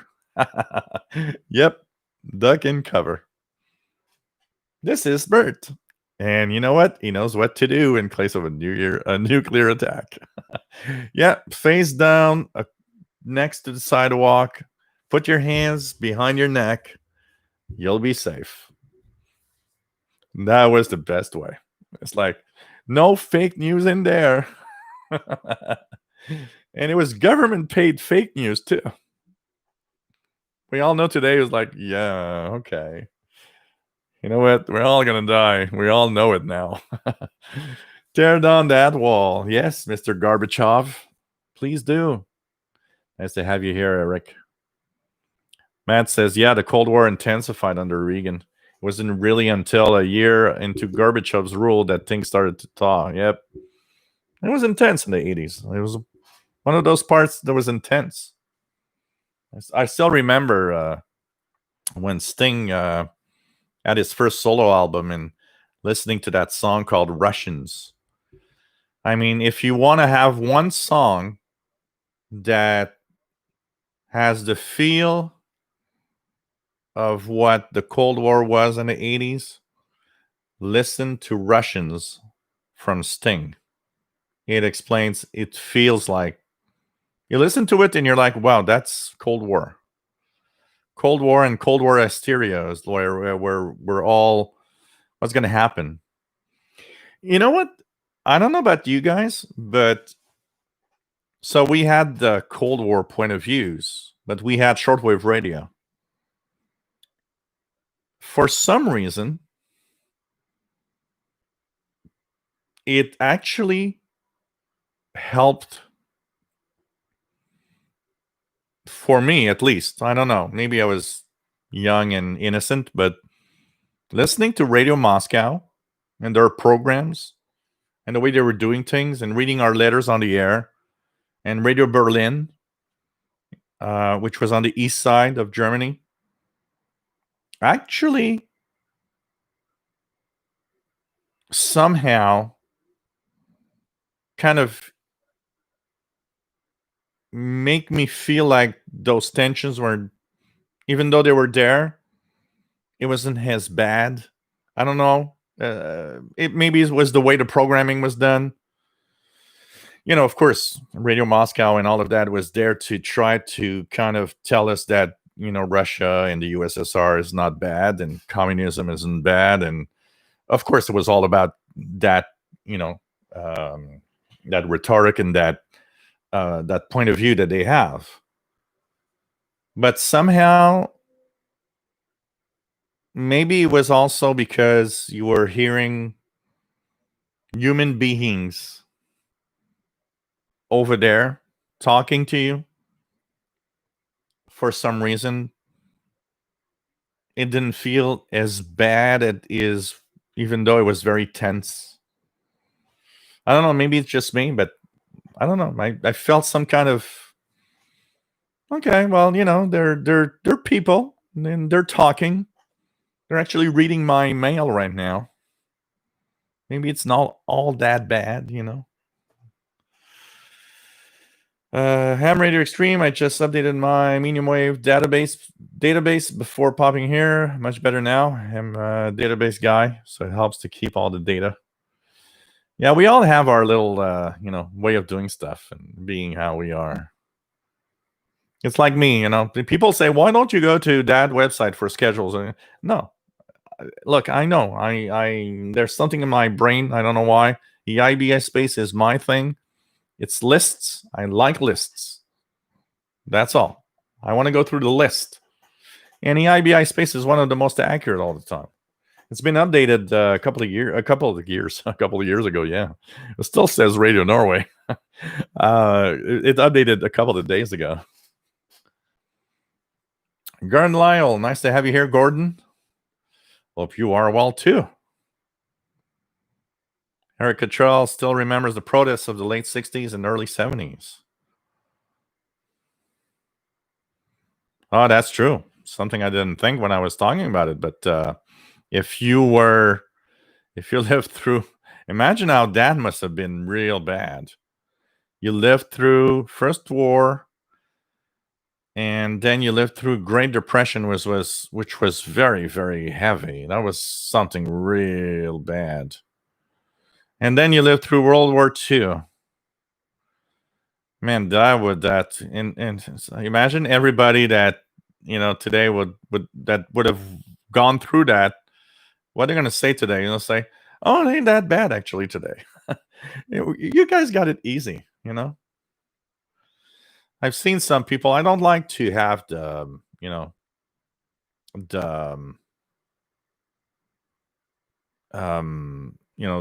that the people compare stuff like that, but sometimes they're kind of showing everybody, you think you got it bad today. Hey kids, like that's what it was in that time.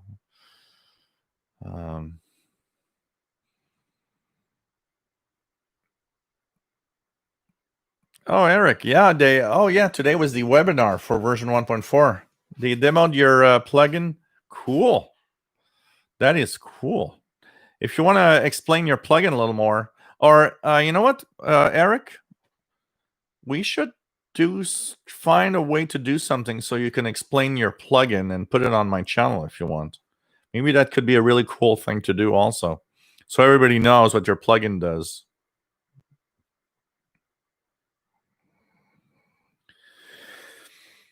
You know what, Eric? I don't think it's because we're connected to the internet that the broadcasting to North America ceased. I think it's because it was already there way, before the internet. Broadcasters were already abandoning North America. I think it was more of a question of people weren't just, I don't know, for some reason people weren't writing in and listening to shortwave as much here and than other parts of the world. Hey, Gary in the UK, nice to have you here, my friend.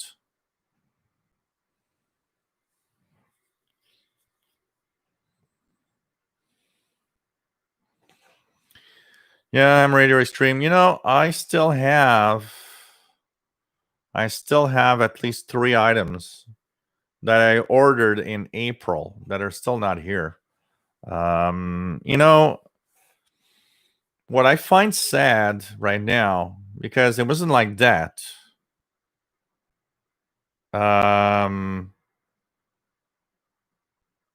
It's that before we ordered something, we had it. So it would sometimes take up to a month and a half. We would get it in that time frame. Now I'm almost scared of actually ordering something because I don't even know how long it's going to take to come here. I am waiting for a Commodore cartridge that comes from Croatia. The guy has said that he actually sent it in April. We don't even have to go very far. I ordered a couple of stuff from a company in the USA, in South Carolina. They sent it by FedEx. And you know what? Never received it. And the last tracking at FedEx stops at Indianapolis. There's nothing after that. What the hell's happening? I actually told the company, I said, look, it said that it would be here July 22nd at the latest. We are freaking end of August. So I said, I waited after the date because it's like, COVID and everything. I understand there could be more delays, and I'm a patient guy. But look, last week I said, look, I want to have my money back. I don't have it, and I don't think it's going to get here. So I wanted my money back. So they gave me my money back. It was like Monday. But it's like, man, it's getting crazy and difficult everywhere for shipping now. Joe says his first night of listening to Shortwave was the night of the first Gulf War. Wow. Okay.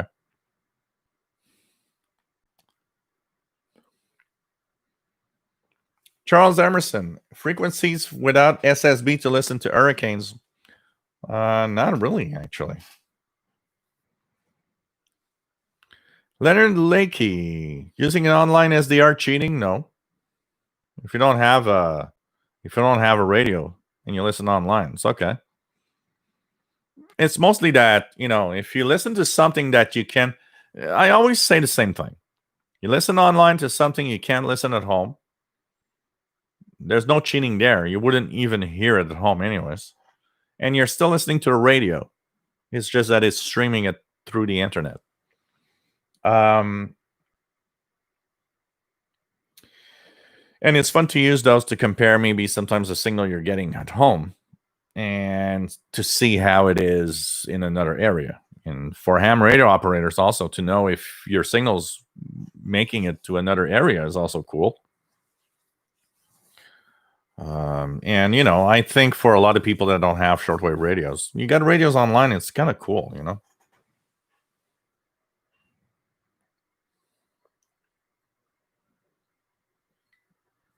Yeah, that happens a lot to ham radio extreme. They'll show you a police arrest, but they'll edit that part where the guy was an asshole with the police officer so that the police officer looks like a bad guy. That we got to be very, very careful for that type of video.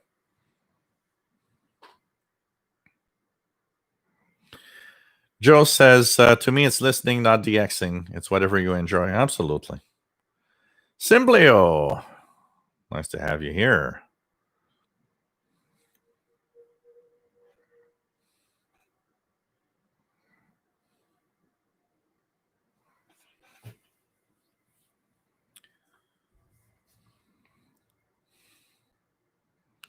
Gordon says, as any of the flat earth people broadcasting on shortwave ever explain how the signals bounce and propagation works on flat earth, I would like to hear the explanation. I want to see it. Maybe we should write to them and say, so how does shortwave work on the flat earth exactly?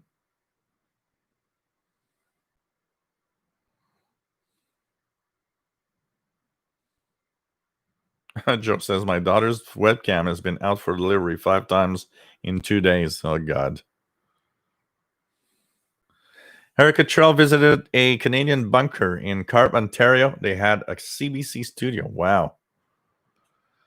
Matt, there's a reason so many movies were either concerned with nuclear Armageddon, Terminator War Games, or a communist takeover, Red Dawn Invasion USA, made at the time. Yep, absolutely. Man, War Games. I remember seeing that in high school. Terminator was a shocker. The first one, that was great.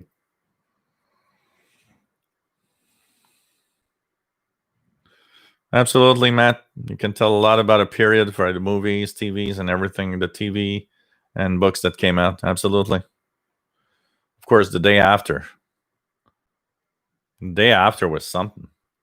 Man, I mean, the day after was, I think it shocked everybody. We weren't as dumb in the 80s, for example, on what the outcome of a nuclear war would be. But, there was always that idea that, well, if we do it right, we can survive and be the winning team, the winning side of things. When in reality, we would all have suffered and all died whatever side you were on.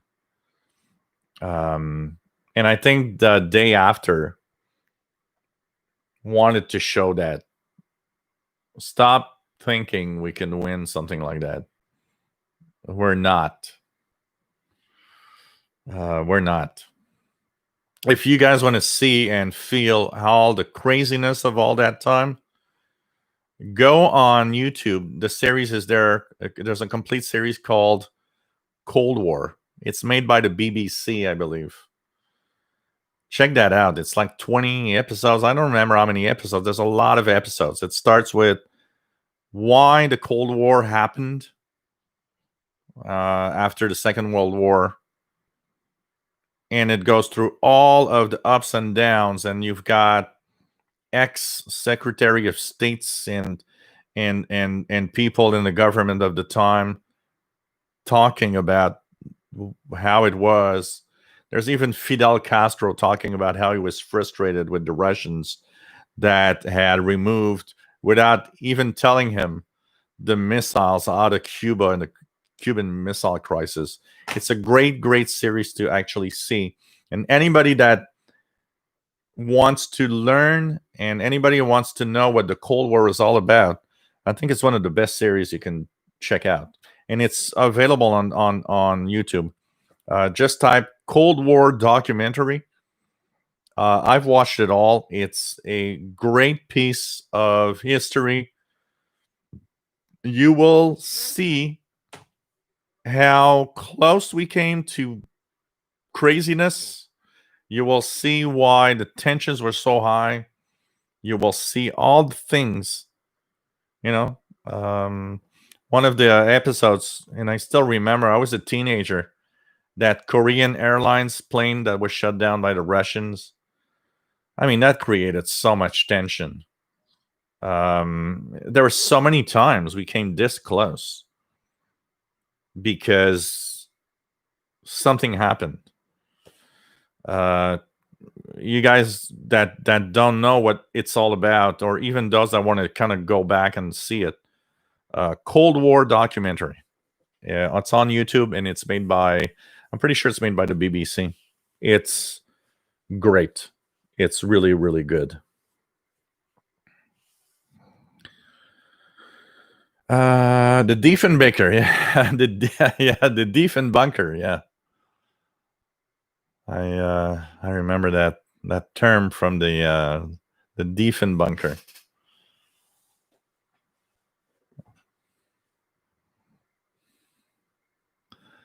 Keegan remembers one night listening to Radio Havana, Cuba, and someone reading a letter from the U.S.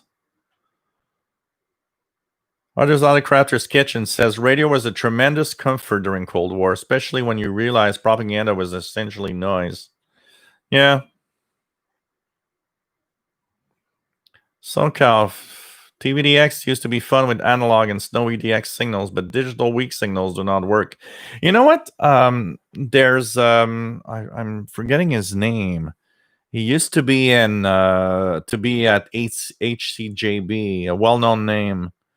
He does some TVDXing with digital, and he's got tons of pictures of stations from far away. What the hell is that? There's some kind of weird thing that just came inside that I don't know what it is. It reminds me of that time when we had that wasp. There's a small, they all see it. There's a small hole where my air conditioning goes outside. Small hole. And of course, they have to come in through it. Oh, man. What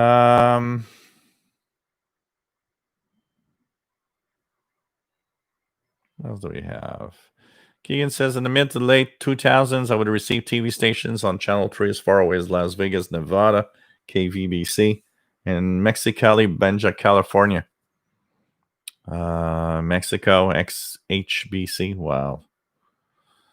SoCal, grew up in South Africa and used my dad's radio as a kid to listen to BBC, Radio Havana, Cuba, and VOA, amongst others. Only way to get news, as local news was heavily controlled and censored. RJ Dakota. RJDA Dakota, nice to have you here. WAO113 SWL. Nice to have you on board, my friend.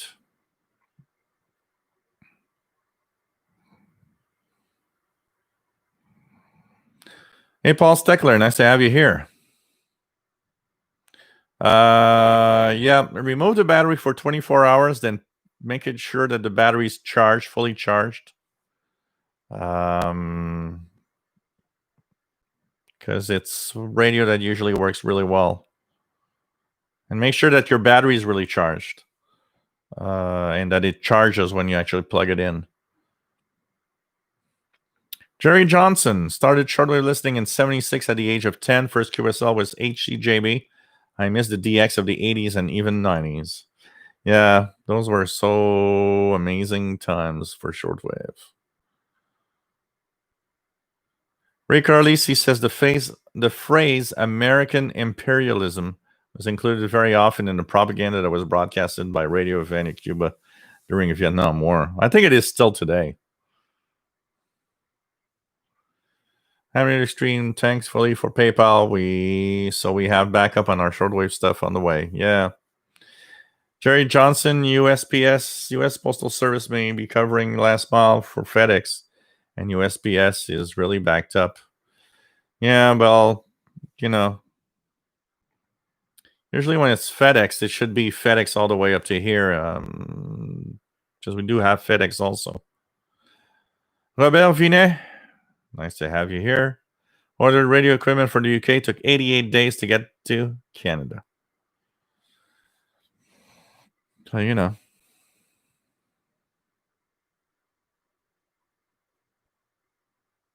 Keegan, July 3rd, 2010, received stations from Canada for the first time on Channel 2, Family Guy Global on Channel 3, and a hockey game from the CBC. Eric Cottrell, so the Fran plugin reads the shortwave skeds or .r1b memory bank file and puts the active station names on the spectrum display. So please do talk about it, Eric, to make sure that everybody knows.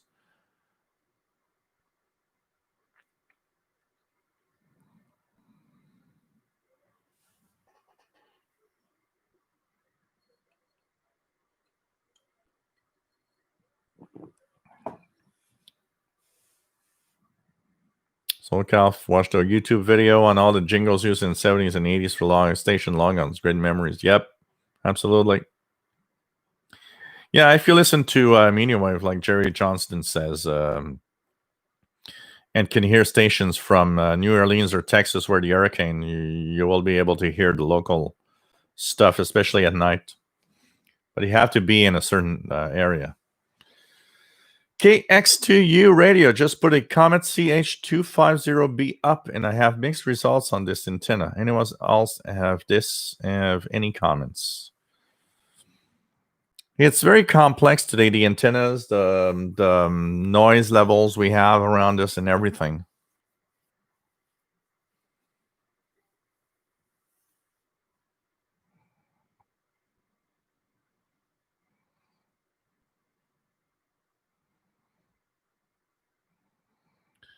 What else do we have?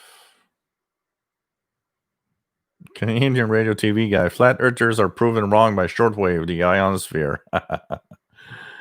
Jeffrey Chen, nice to have you on board. New to the hobby, just bought a new big portable radio, already received many stations. Most of them are China's, some are Asia's. I'll keep trying. You'll have others. Try all the time. Erica Charles says, as Sheldon said, they could put up a tall tower and run a high-power FM stations if the Earth was flat. Yep. High tower with the high-power station would just, it's line of sight on a flat Earth. Line of sight covers all the flat Earth. Oh, God.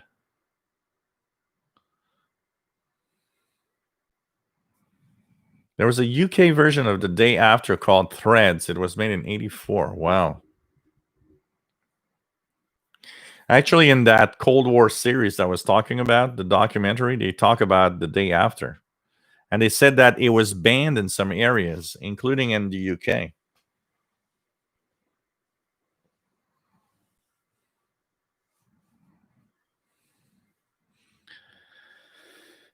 Oh, man. Jill won't shut up again. Hey, that's why you're watching. If the day I shut up, you guys are going to stop. Matt says, I didn't see it, but Carl Sagan came to town to talk about nuclear winter in about 1984, and I got a flyer for it from my teacher who went. Until then, people didn't understand the nuclear war would be an extinction event. Yeah. A lot of people didn't understand.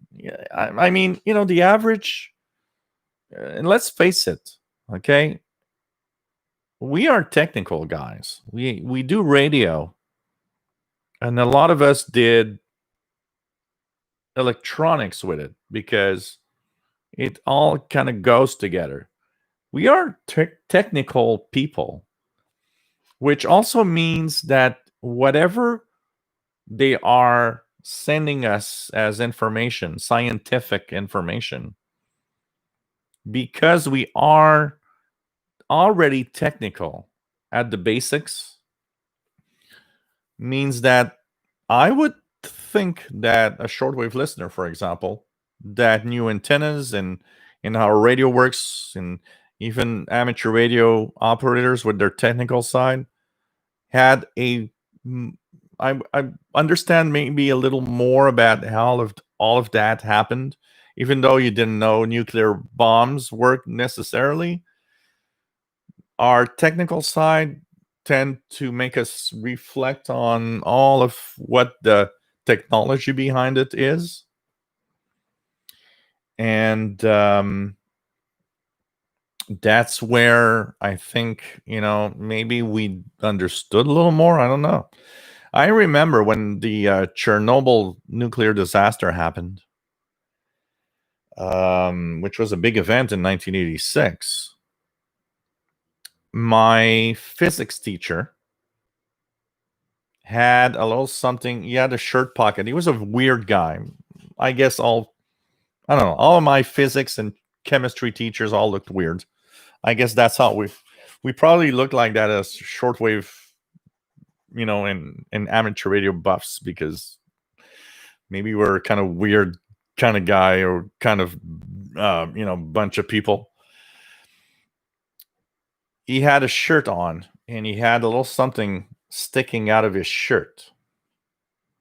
It looked like a pen, but when I was talking to him, I could see that there was some liquid in it. And one day, when the class was over, I went up to his desk and I said, I'm curious, can I ask you what that is? Because you've been wearing it for a few days. And he actually told me, well, this is a portable Geiger counter, if you want. The liquid in it made bubbles when it was hit by gamma rays or whatever radiation. And I said, but he didn't say anything about Chernobyl. He just said, "Oh, this measures radiation." And being the smartass that I was back then, I looked at him and I said, "Are you wearing it because of Chernobyl?" And I remember he looked at me and he said, "That's why you always have 90% plus on every exam. You understand stuff." And I was like, okay. And I didn't ask him. And today I was thinking I should have asked him. You think radiation could come up to here in Canada from that far away? Well, I didn't ask him, but at the same time, if he was wearing it, I think he was understanding that what was happening in Chernobyl was so bad that he wanted to know if it came up to here also.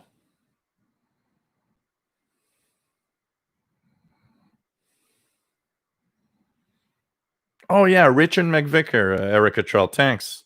He does TVDX with digital, right?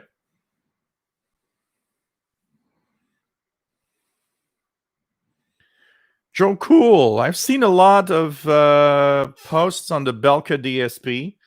I've seen a few people kind of saying that it seems to be kind of interesting. Thanks, Eric. So the Cold War documentary, joint production between the Turner Broadcasting System and the BBC. Cool.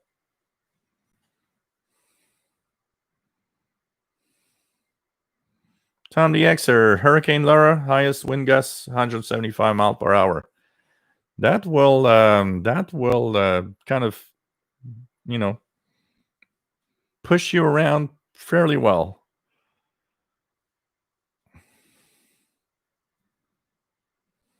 My Alex Jones impression, Keegan. Oh man.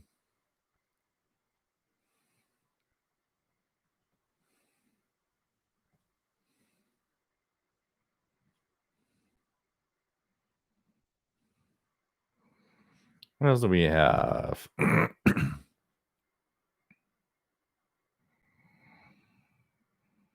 Marcus Antonio hopes that shortwave gets a new push nowadays. Yeah, it'd be nice.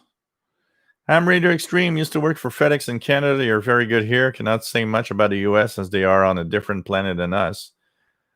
They have way more tech. John Doe was the drink. Well, I just finished it, but it was vodka and cranberry juice. Oh, there's a Facebook group dedicated to the old HCJB. Oh, man.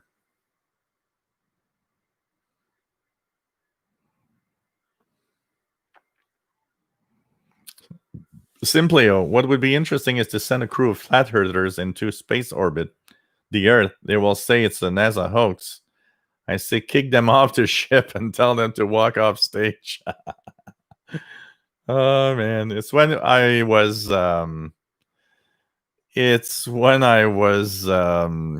watching the SpaceX launch with the first crew, and as as the rocket was getting higher, the camera view from the rocket itself, you could see slowly that the Earth seemed to be bending. I was like, "Yeah, so how do you guys explain the bending?" And my nephew joked, "Oh, they're gonna say that the camera was faulty, the lens was not right, so that's why it was actually bended." Oh man. Jay Watterson says Alex Jones told Jill's accosted by a female ranger in the park story. So the other day I was in a park and it was this female cop. She came over and asked me to show my antenna. Asked me what that antenna was all about. Oh man. Kamangzi 76. How long I've been doing live streams on YouTube? The first one goes to, I believe, 2013. I've been doing YouTube. So I opened up a YouTube channel, which was a shortwave. First in 19, yeah. In 2018, something like that. YouTube was like 2008. Sorry. YouTube was kind of brand new back then. It was like that new thing where you could post videos. And I had posted for a few years, I posted some radio videos thinking that maybe someday this could be something. But my first live show is, I believe, somewhere in 2013. From my kitchen with my ICOM on the wash, on the dryer. Gordon says, just starting to notice the effects of shorter days on propagation on higher frequencies. It definitely is changing. Less than a month from now, we'll be at the equinox. It's not even a month away that the day and night will be at the same length. So, 2 months into the summer now, we are definitely seeing a change in propagation.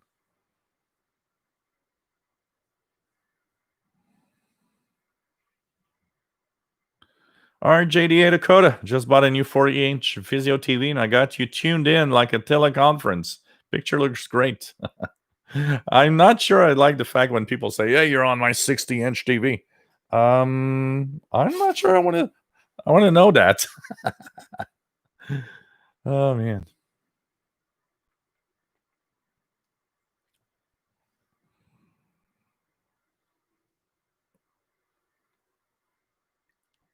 RTD Dakota 13840 Radio New Zealand already not going as well as it was. Oh no, I hear it around 0300 UT with a pretty good signal, but around midnight it starts to fade out. It's really different now. You could see that we're moving in a couple of weeks. Radio New Zealand is going to be gone for the summer, and I'm going to have to wait until next year to get it back in the evening, really.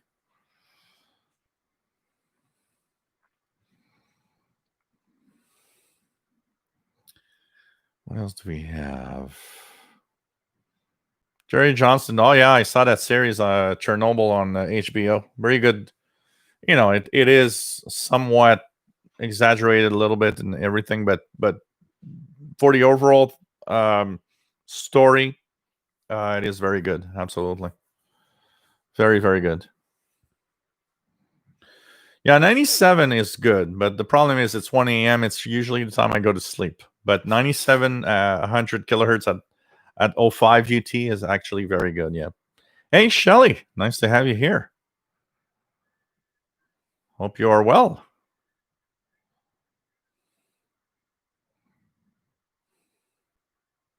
Jeff, KD5 QDO, nice to have you here.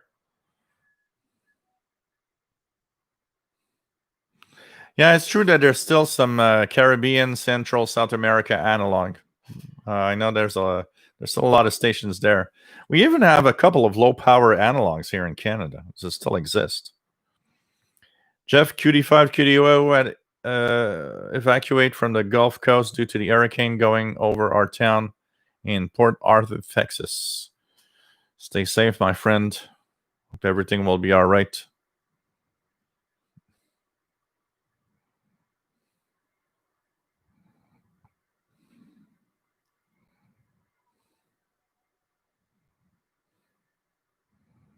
Oh, cool, Garden. Please do make videos of portable SDR.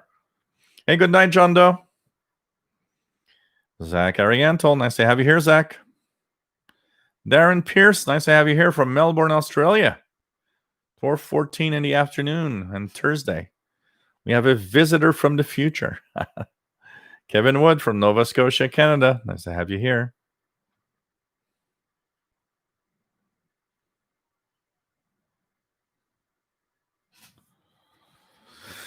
What else do we have? So Jeff ended up in Dallas, Texas, 300 miles. Yeah, I guess everybody's going away, so it must be difficult.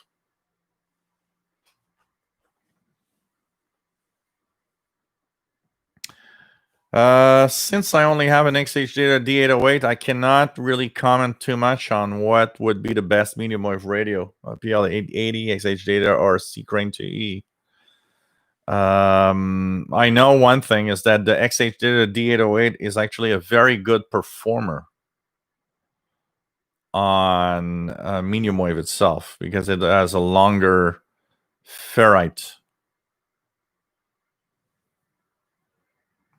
What frequencies do you listen to in the evenings this time of the year? Well, it depends what you want to listen to. But my evening listening, honestly, if I have to do a kind of a roundup of my listening for an evening of radio, would probably be as we go into winter, of course, the lower frequencies will be better in general in the evening. But I will listen to Romania, 73, 75, 60, 40. I'll listen to anything, as we'll go into winter, anything below 15 megahertz. And at the deep end of winter, even everything below 10 megahertz will be probably the evening listening. It's a question of and we're in the low part of the solar activity too, so higher frequencies are not that great. So it means that as we'll go into winter, below 10 megahertz will be where we listen to whatever's on the air in the evening. That's for sure. Yeah, Eric, absolutely. Every radio has a compromise, so we have to choose. Absolutely.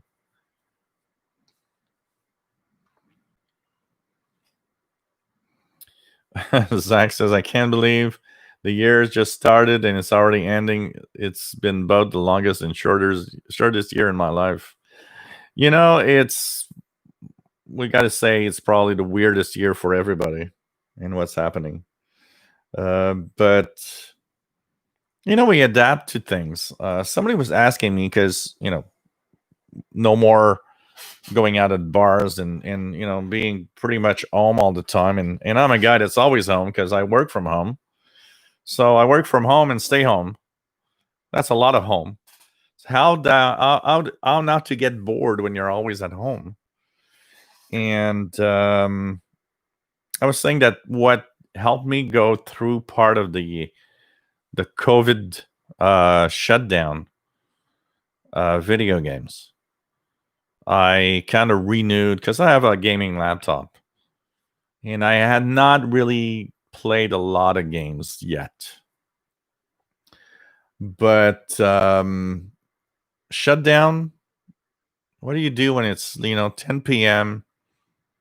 You have nothing to do. You don't want to watch TV. You're bored with the shortwave that you've been listening for the past 2 days because it's like, okay, I've listened too much to shortwave. I have to take a break. What do?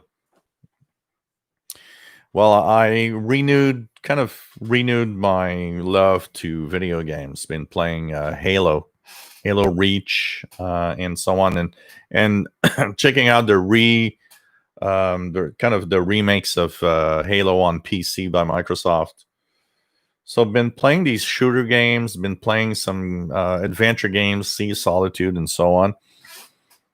It helped me tremendously, honestly, because there was a little while where I was like kind of going nuts, an evening where your life is home all the time.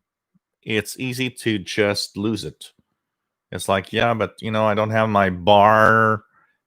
I don't go out to the bar on Sunday night, meet my friends, and restaurants are closed. And what the hell am I going to do? And I've got to say that the gaming helped a lot. It let me kind of, do something else and go back into something. And gaming was something I did not do a lot because, long story short, I'm not gonna annoy everybody with gaming, but when I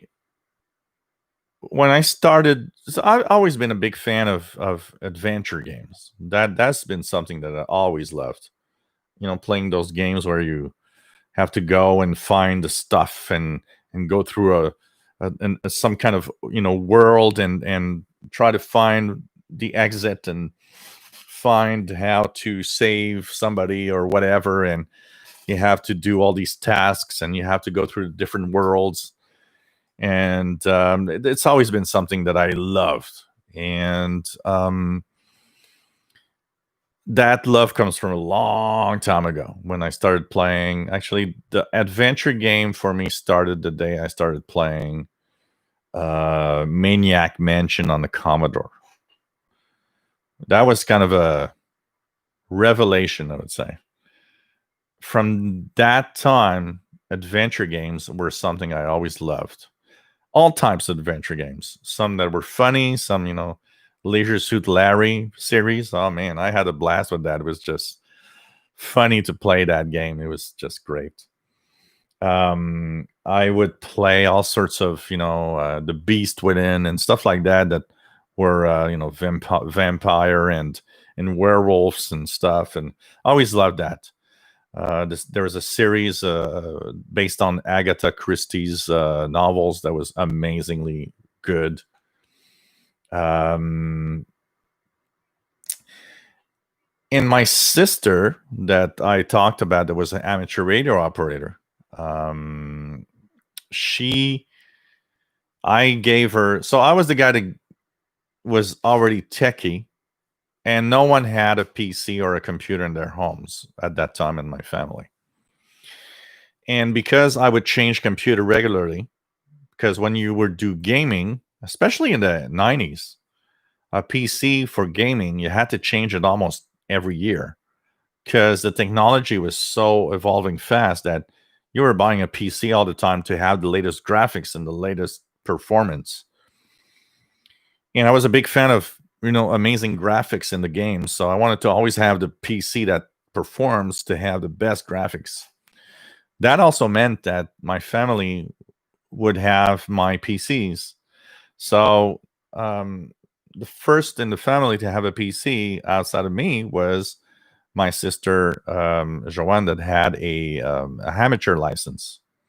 She was the one that wanted to have a PC, but they were so expensive that she didn't want to spend all that money for that.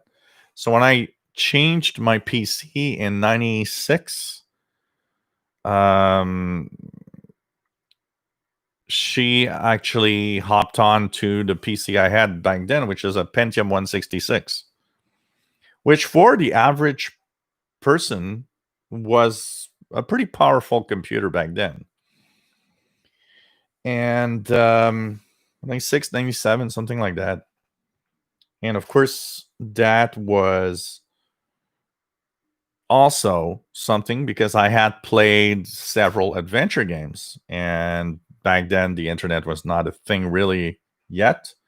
So she had the PC, and I had given her CDs of adventure games that I had, and I said, "You're gonna have some adventures. There are some adventure games in the computer that I'm giving you. Play them. You're gonna have fun with that." She got hooked to adventure games too, and it came to a point where she got hooked so much that what we would do is purchase adventure games, make copies. So she would buy one, I would buy another one. We would make a copy for each other. So we would have actually two adventure games each. And we would play the same adventure game together, but, her at her home and my home. And when the internet started, we would go on MSN Messenger, chat, and it's like, that game? You know where the treasure is? There's a little kid and he wants something, but I don't know what to do. And I would say, oh, that kid wants to have that item that's in that other room. And oh, you didn't know there's an item in that room. That's what the kid wants. And we would help each other like that. And sometimes there were riddles and stuff. And so that was the thing driving. We were going nuts and buying games all the time and playing games and chatting. And, it's like, I'm stuck in that game. Did you know that the voodoo doll can be used with that other thing and blah, blah, blah? Or I don't know how to use that item. And what happened is when she died of cancer in 2011,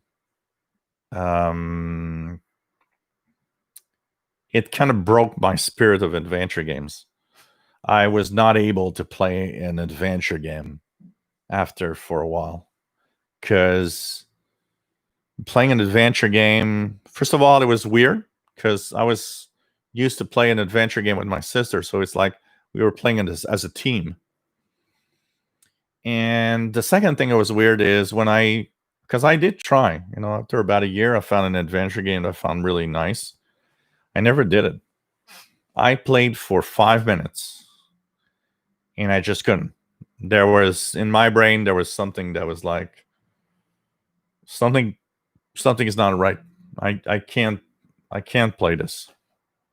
And that was a long time without playing adventure games because of that. I just couldn't.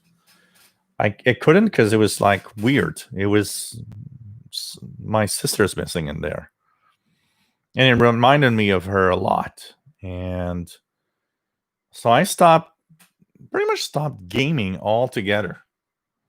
Even though all the computers I always purchased were always the ones that I wanted to have with a gaming GPU in it so I could play a game. But I was not playing any games.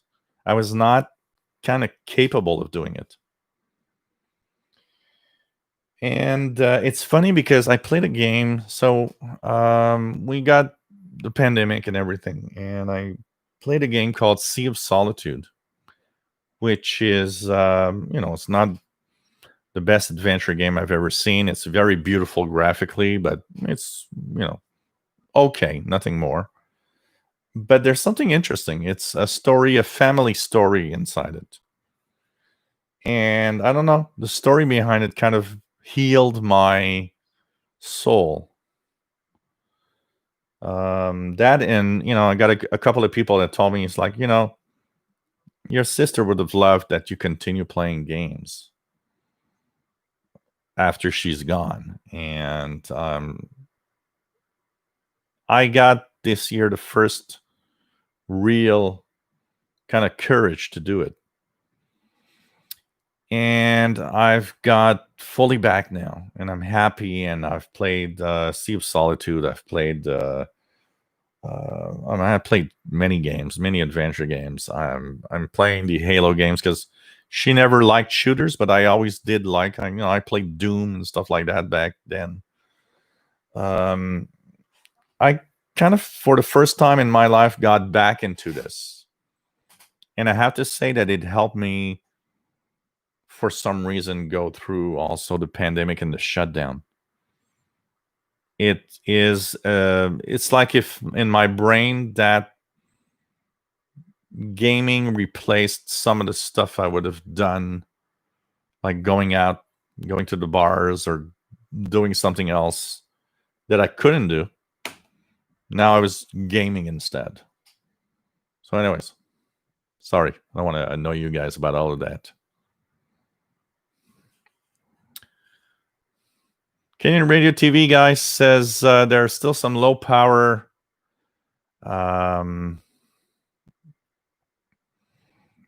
VHF TV on channel 8 and 4 out here at the Lake CTV and City TV. Wow, out of Red Deer.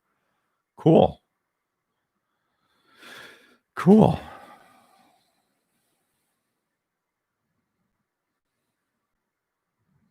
Yeah, Page Master, why not? Gordon, what are your thoughts on the new Uno SDR Uno 1.4? Do you like it? I like it a lot. The software is a long way from it was Studio One. I like it. I like the fact that it's also much faster to load and everything.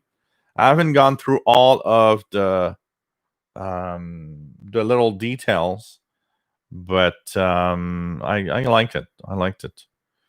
Paul Steckler, 2020, year of no karaoke. Yeah. You know what, Zach? Same here. I'm a guy that's extremely social and go out all the times. And I miss going out of the bars and having fun with my friends. I am a very, very social guy too. Some of my friends got back, and some of my friends are like, yeah, you should come. There's social distancing and everything. And I'm like, no, I don't know. There's the risk there. And like I said before, is I'm taking care of somebody that has a problem with his own health. So I can't risk it also for that reason. Kevin Wood says we have at least one analog TV in Nova Scotia. Cool. Erica Trell, video games. You could do a live show. Yeah, I know. I do have a gaming channel that I haven't posted a video in like 3 years. Yeah, that it's not DRM. That's some kind of weird digital signal, but it's not really DRM actually. Michael G, gaming keeps the mind active. Yep, absolutely. Zach says, I recommend you play Mafia Definitive Edition when it comes so next month. Basically, Sears Grand Theft Auto set in the Depression. Okay, I'll check that out. Yeah, I got to say that Zoom and using, Zoom, Skype, or whatever with people, it does help. There's interaction. Imagine we were talking about that on a tech show that I participated this week. If all of this confinement happened and we had no internet, that would have been a tough one. Like telling everybody to stay home and you got nothing else to do than watching TV, listening to the radio, no interactions with no one. We gotta thank we gotta be thankful for the internet at this precise moment. Because I mean, look at this. We're all here. This is a social event in moments where it's difficult to meet up. And I think that is cool. You know, when I did my first Sunday show, when the first Sunday night that I was home instead of going out of the bar with friends, I have to say I did what, a couple, 2 or 3 in a row. That kind of helped. It was like I got something to do. I got a live show to do, and I got to say that helped also. Gordon still has his Atari 2600. Got for his 12th birthday in '79. Wow. Yeah, I played Myst. You know, I didn't like Myst for one thing. I like interactions, kind of a social in games also. And what I didn't like about Myst was that we are in a world alone all the time. And I didn't like Myst because we were always alone. But the game itself is kind of nice. That was the first. I remember back then that was like the most popular adventure game ever for the time. Pagemaster, Mac 3 and Afterburner on the arcade. I played Afterburner on the Atari. Not the Atari, the Amiga. Like that game a lot. Afterburner was nice to play.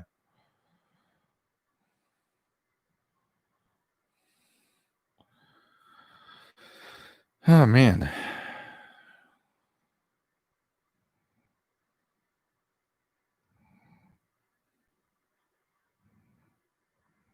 Having an extreme, when I was in IT starting in 97, we were in awe how fast the Pentium 166 was. Yeah, I still remember. I still remember running DOS and doing the commands just to see something on the Pentium 166 and seeing the commands do like, it's like, wow, this is fast. Oh, man.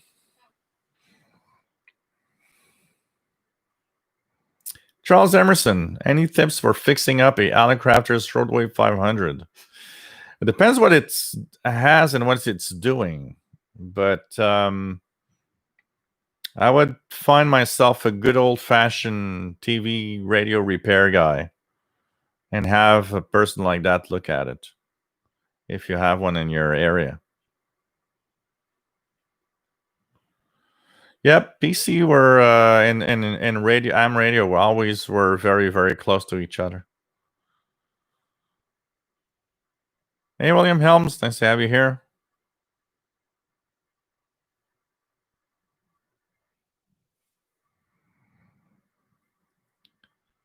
Joseph Fickenbaum, well, the space you took honors your sister ultimately. Yeah. Yeah. Rob says, Jill, your stories and memories are never annoying. Yep, Hurricane WatchNet's still active, absolutely. Lots of stations.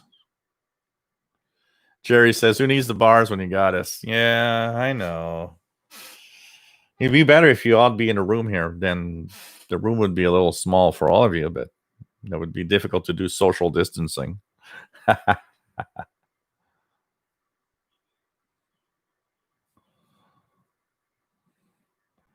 Simplio says, criminal courts using Zoom for court appearances. Yep. A lot of stuff is happening online right now. I can tell you that. Joe, someone in your house. No shortwave listening today. Just programming a personal web app project and watching the sky with an infrared camera. Cool. Hammer Extreme, I could not do without the internet. Like, what would we do? But yes, we would have to do our hobbies all day. Jerry Johnson, Pong. Oh man, Pong. Hammer Extreme still have DOS floppies if anyone wants them. Oh man. Hang on to the floppies. I've got about 300, 400 floppies here. So nobody's making them anymore. It's 25 years of Windows 95 this week. 25 years of Windows 95. Man, I still remember. I had the 3.5-inch discs. There's like that pile of discs. You would enter the 1, 2, and 3, and 4, and 5, and 6, and 7, and 8, and 9, and 10, and so on to install Windows 95 because I didn't have a CD drive. I mean, CD-ROMs were so expensive back then. Not a lot of people had them. Joseph Iggenbaum playing a first-person shooter while the GP5 auto scans and listen to the show. Cool.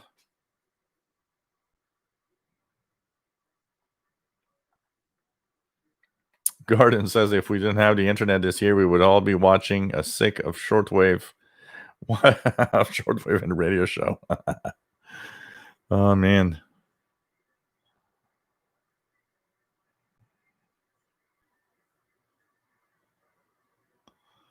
I didn't. Well, actually, I wasn't. I did listen to Voice of the Report of the Week on Saturday night, I believe. I actually sent him a little email, said hi. He was talking how he reached 2 million subscribers on his Voice of the Report of the Week channel. That is amazing. That is totally amazing.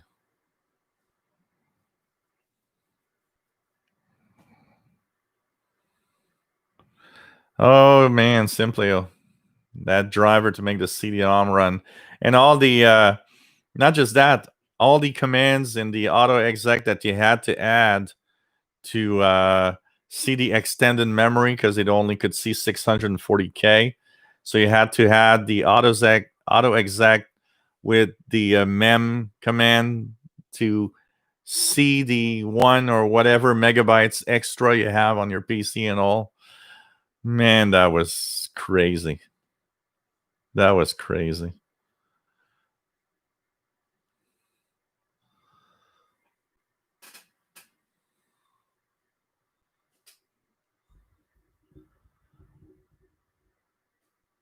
What's the craziest thing you ever heard on shortwave? Well, I have to say, if we talk about craziness, Screaming Preacher is there on top.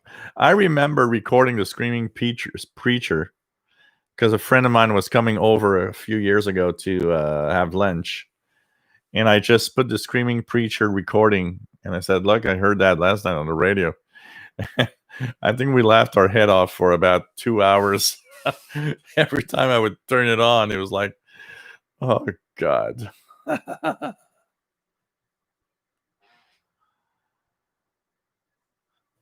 Yogi, man, how could a YouTuber afford a 1 hour? Well, if you got 2 million subscribers, and I was looking at the views of his channel, I think he can afford 300 kilowatt transmitter. I think for sure he makes a lot more money than me on YouTube. That's for sure.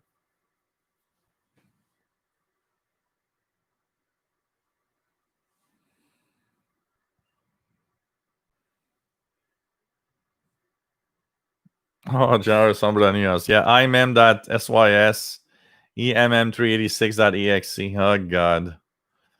Oh, man.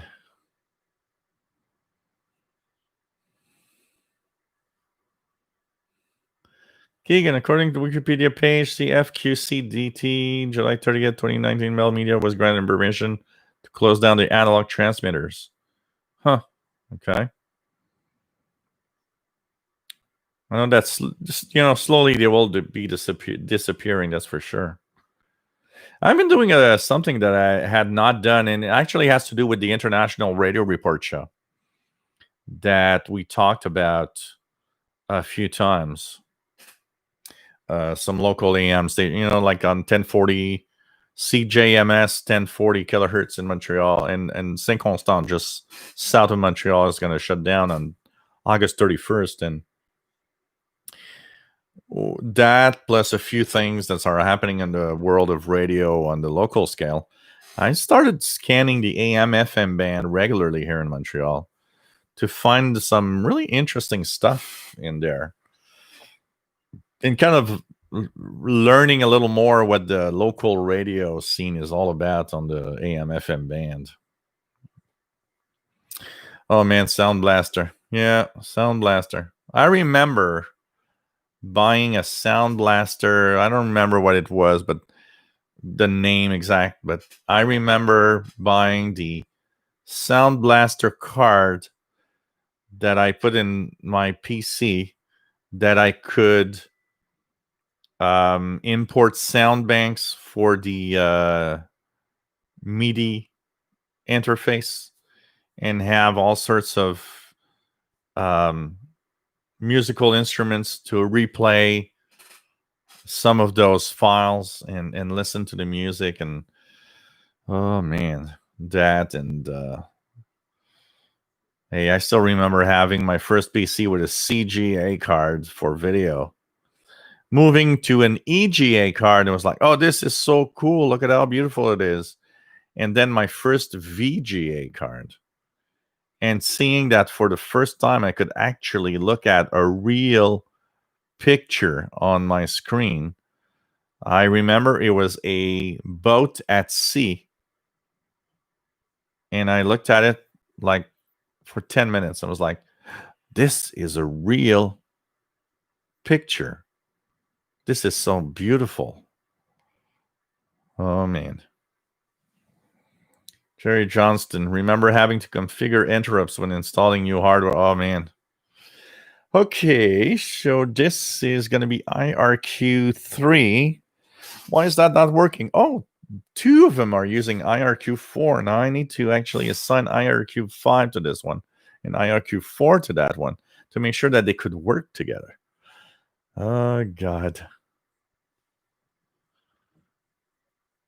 Keegan says, received CFQC TV1 Channel 3 in 2018. So strong at times I could hear the audio over my in-house Channel 3 output audio. Wow. Gordon, what transmitter antenna does CFRX Radio 1010 on 6070 use for shortwave broadcasts? They demolished all the RCI towers, right?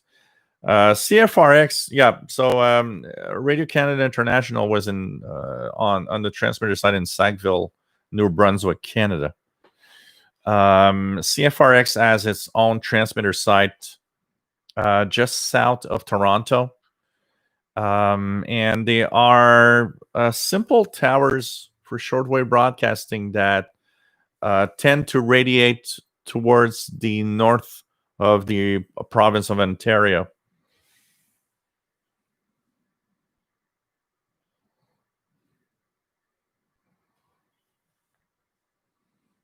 Charles Emerson, anybody know the difference between UHF, VHF, airband, and longwave? Well, they're all on different frequencies. So longwave is below.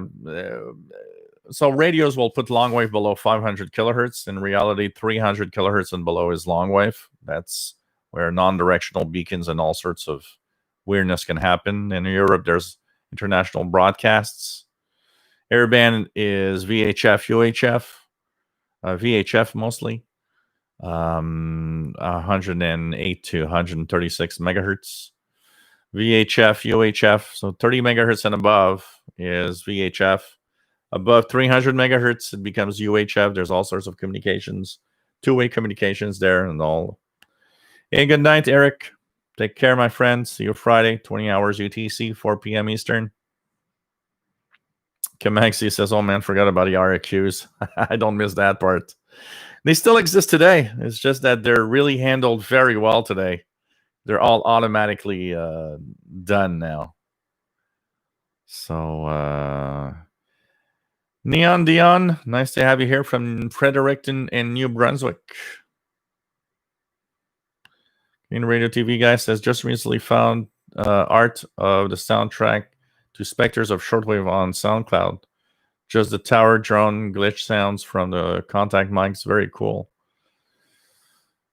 Joe, some of the newest blood is a Sound Blaster card line in connector connecting a cheap boombox to record songs. Oh, man.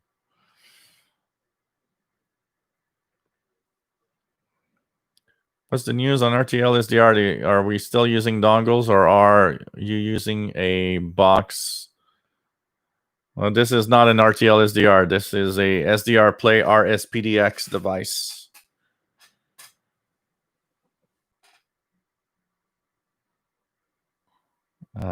Which is much better than RTL SDR cheap crap. Yeah, VLF, very low frequency with the whistlers and all sorts of things. No, I've never been there, Gordon. That's something I would have loved to see but I never been to New Brunswick in that area. I've been to New Brunswick once, but not in Sackville. So I never saw in person the RCI shortwave station and all of that. Jerry DX might be getting lots of rain this weekend from Hurricane Laura. So I know it's going to pass south of us, but I know that there's going to be some rain. So I don't know when that's going to happen. So, hey, everybody. Hope you enjoyed the show today. We've been on for 2 hours and 51 minutes. We're going to be back on Friday at 20 hours UTC, 4 p.m. Eastern. Hope that you enjoyed the show tonight. And don't forget, special VHF, UHF satellite tracking show on Sunday. And that's on the other channel, VHF, UHF channel, at 20 UTC on Sunday. Special show this week. So take care, everybody. Stay safe. And stay safe if you are in the hurricane path. And hope that everybody will be well and back for the show on Friday. So take care, everybody. Love you all. Okay.